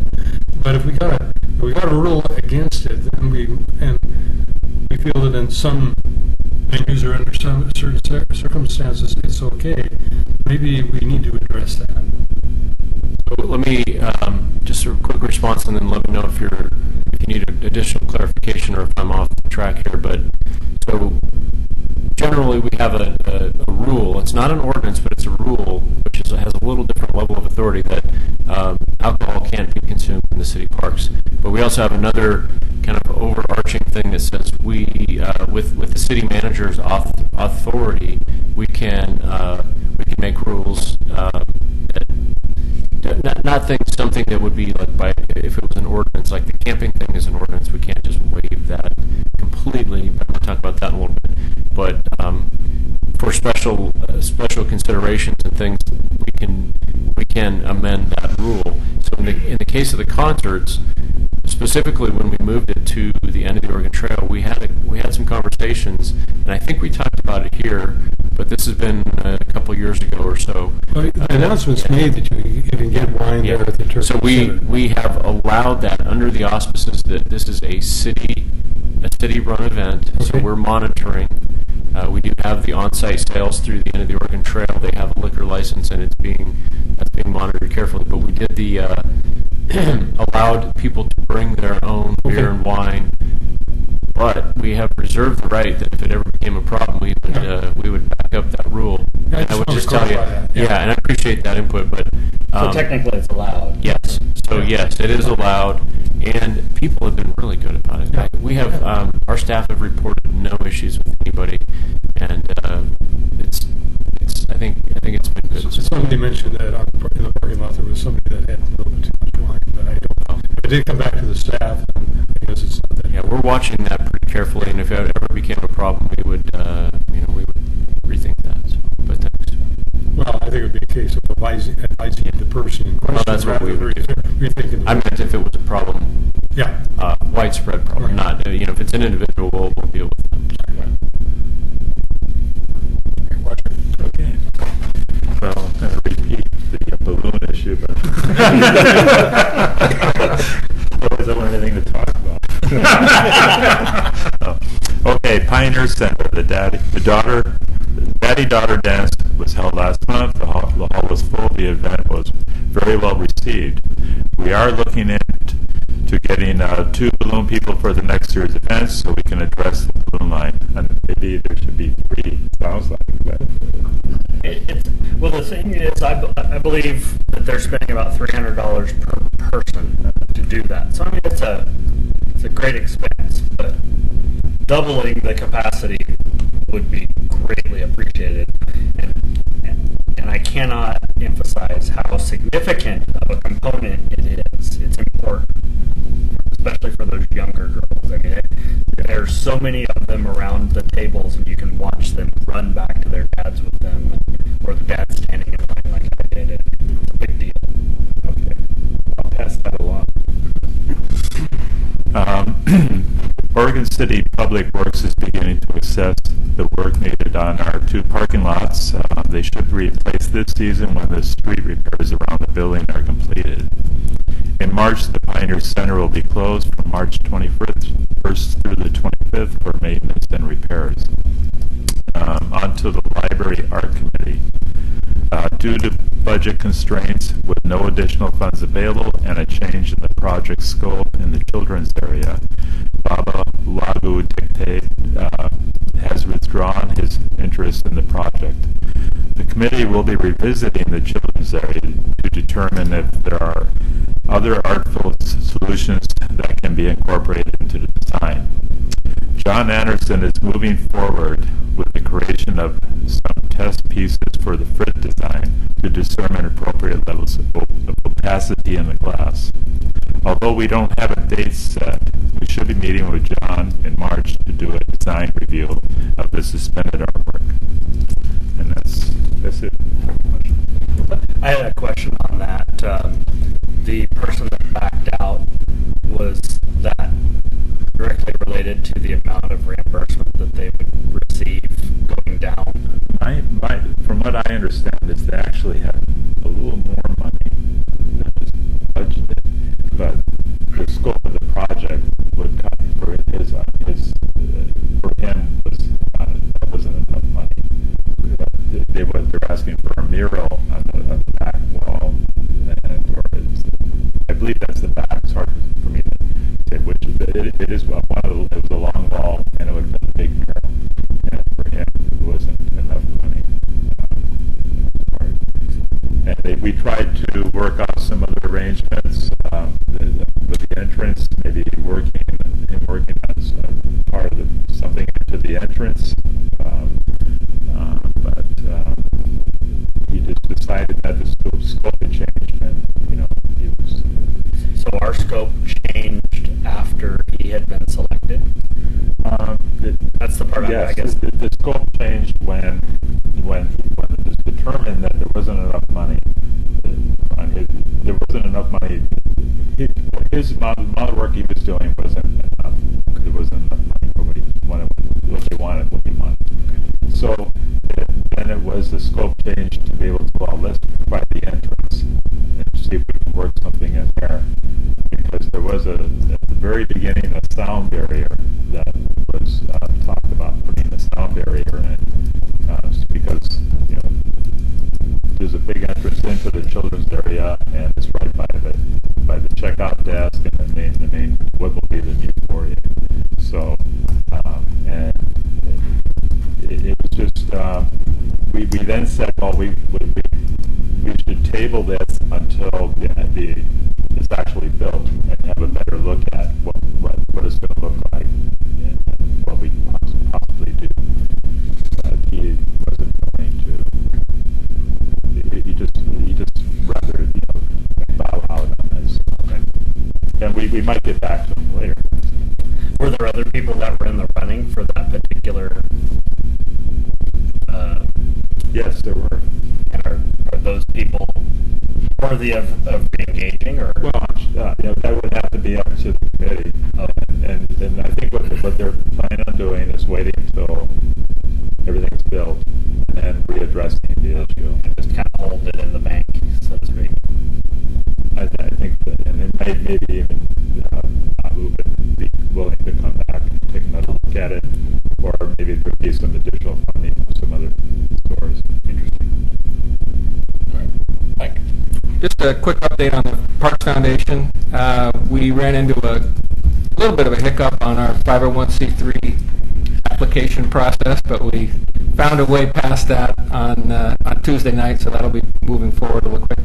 Basically, it came down to finances. It cost you $400 to a user fee to the IRS to become a nonprofit corporation. So anyway, we found our way past that, And we You will. have to pay the 400. Congratulations. Me? Not personally part of it. Was there a best A few, yeah. Joyce and her husband stepped up. Roger stepped up. Anyway, we got there. And the other thing is on March 5th at the farmers market, we will have a presence there, looking for trying to increase exposure of the foundation and solicit new members and solicit donations to help pay for the 400 bucks. March 5th. March 5th, yeah, that's the next Saturday market day. And we'll probably do that throughout the summer, I would think. Not everyone necessarily, but that's someone. That's it for me. All right, Doug. I just thought of something, and I believe with the library, looking at the new facility and looking at its parking needs, and included as possible parking space in one senior center lot. My recollection, there's a sign there that says for senior center only on that one lot. If that's true, we probably ought to modify that sign if, in fact, library users can use that sign. So I'm just throwing that out there to explore that. Scott, I'm not making any recommendations specifically. I'm pretty sure their parking evaluation of the parking impact on the new library, they included that parking lot as potential use for library patrons. And there is a sign there, what you're saying. It says Pioneer Center parking okay, only. but Yes. the point being, Yeah, I'll have to review that discussion because I know we did review that and there was some discussion around it. well, there's seniors involved. Of course, there's discussion. I know that the church uses that. They have a part of the partnership going on. Yeah. So they're using that. And I remember that this discussion did come up about the library possibly using that. Yeah. And how would that impact the seniors then? And maybe just a bit different signage. We'll cover it. I mean, that might not be a big deal. Well, sometimes on Tuesdays and Fridays, the bread day, or they have the little market in there, and that fills up. I mean, but that's probably before the library really gets going. So. Yeah. All right. Only thing I'm going to do is reiterate what Joy said about the Newell Creek Canyon plan. It is, about 130 pages long. There's lots of pictures, and it's actually a really good read. So I encourage everyone to take a look at that. All right, staff reports. Recreation update. Recreation update that's distributed to you via email. Again, if you have any questions about that, let us know. The John Storm Dock pump station replacement, we received a grant from the Oregon State Marine Board. Total amount of that is $42,000. That's 100% funded by the Marine Board. No city funding goes into that. What we're talking about is there's a little pump station on the end of the dock where you can pump out. It's kind of like an RV dump station for boats, and the one that we have right now has worn and has become almost not working, and it's time to replace it, as well as the utility lines that connect down underneath the dock. So anyway, just that's moving forward. We received that grant, and we'll be doing that work over the next several months here. Yeah. My only question is, that park's new, that facility is not that old. Did that wear out prematurely? Or is that its expected life? Yeah, it's we defer to the Marine Board on that because that's really their facility and their expertise. I think it was a little bit of that, and I quite honestly think there were a lot of vandalism and a lot of things it got abused a little bit, and it became unoperational, maybe quicker than it was supposed to because of some of the vandalism, but also, I think just some of the lifespan issue there. So Yeah, it also really depends on the maintenance that's provided. The marina that we use to house our boat in, I mean, those macerator pumps take a lot of maintenance. Yeah, they do. Yeah, we work on that thing. We work on that a fair bit. And then the Waterboard Park update is just simply to let you know that we continue to work through the legal process in regards to the illegal tree cutting incident, and I can't say a whole lot more at this time, but we're working through that, and it's important to the city. And I think I sent out an article to everybody. Yeah, thank you very much. Pretty interesting. It was ironic. It was what, the next day? Yeah.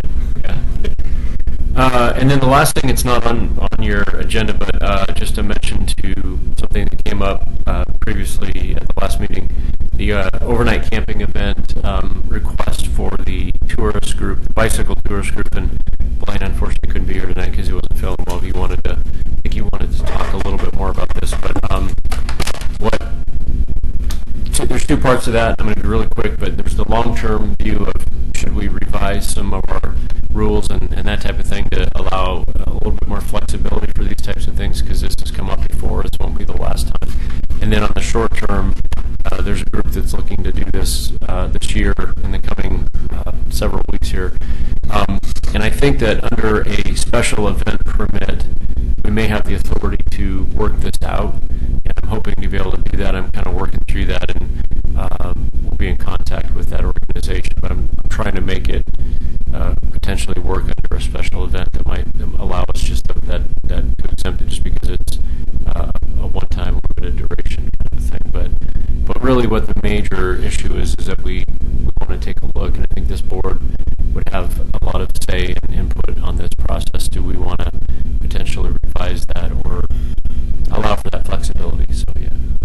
I think my question for you would be, if we went the route like the alcohol and it became where the city manager can sign off on something like that, is there any negatives to that? Potentially not. I think the concern is, the worry that we have is that the reason that there used to be a tent camping area at Clackamat near the RV park, kind of the side going south towards John Storm, that allowed for people to tent camp as well as RV camp, and it became very problematic. And it was before I was here, so I don't have a great amount of detail other than I understand it was quite a problem. So I think the city's been a little gun shy because of that, but yeah, maybe easing back into some of these special events and seeing how it goes. That's probably kind of where maybe this event is going, but some discussion maybe about how we approach it. Just real quickly, I was thinking about that because, the special event camping, I think, is something we do want to encourage, but we don't want it to get out of hand, obviously. I would suggest you consider a substantial non-refundable security deposit as a part of the application. Protects us two ways. If they don't clean up, if there is damage, we keep part of their money. And it's going to kind of be self-limiting. It's going to be a serious group. It's not going to be a group of people that want to go camping for the weekend. I'm talking $500,000 or something. Not 500 or 1,000. I said, not 500,000. He's opposed to $500. Something where we would have some money to go back and pay for this maintenance time if it required it. That's good point. We do have, under our special events permits, we do have the ability to charge those types of things. So we have to charge a fee plus a security deposit. We have fees on all of our buildings. And we charge, when we do a special event permit, we charge fees for those. It covers all of the anticipated staff time and other impacts, garbage disposal or whatever the different fees might be. So we'd be charging a fee, but the consideration of that security deposit is something we do have the ability to do. Are you able to discuss, like in this particular case, what the fee is roughly? I don't even know the ballparks. That's not been determined yet. It depends on those things I just said. What we basically do for a special event is unless it's a designated area that has like in Clackamat Park, we have some zones that if you rent out a zone for a company picnic, we have a pre-assigned fee, plus we'll add on any specific cost for the event. That's why it's called a special event, because we have the ability to individually review each of those and say, well, we think you need to put in a porta potty just for your event, so we want you to either do that or we'll charge you for the cost of us putting it in. Some things like that. But in this case, it's not in a predetermined zone, so we're going to have to kind of gauge, and we're still figuring it out, is what I'm telling you. But I'd be glad. Just curious. I would have no problem reporting back what that fee would end up being. Yeah, they kind of go all over the place depending on the cost. What we're really doing is just protecting the cost to the city. city, and also things like what Mike just said. And that's all I've got. But I just on the next item, your next meeting, I just want to mention that is during spring break, and I don't know whether that's an issue for people. I will be out of town. Just wanted to make sure that was known.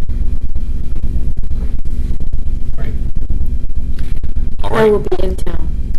So will I. The majority of the committee will be here. We're good with that. And we can go forward as planned. Okay. All right. Next scheduled meeting, March 24th, 2016.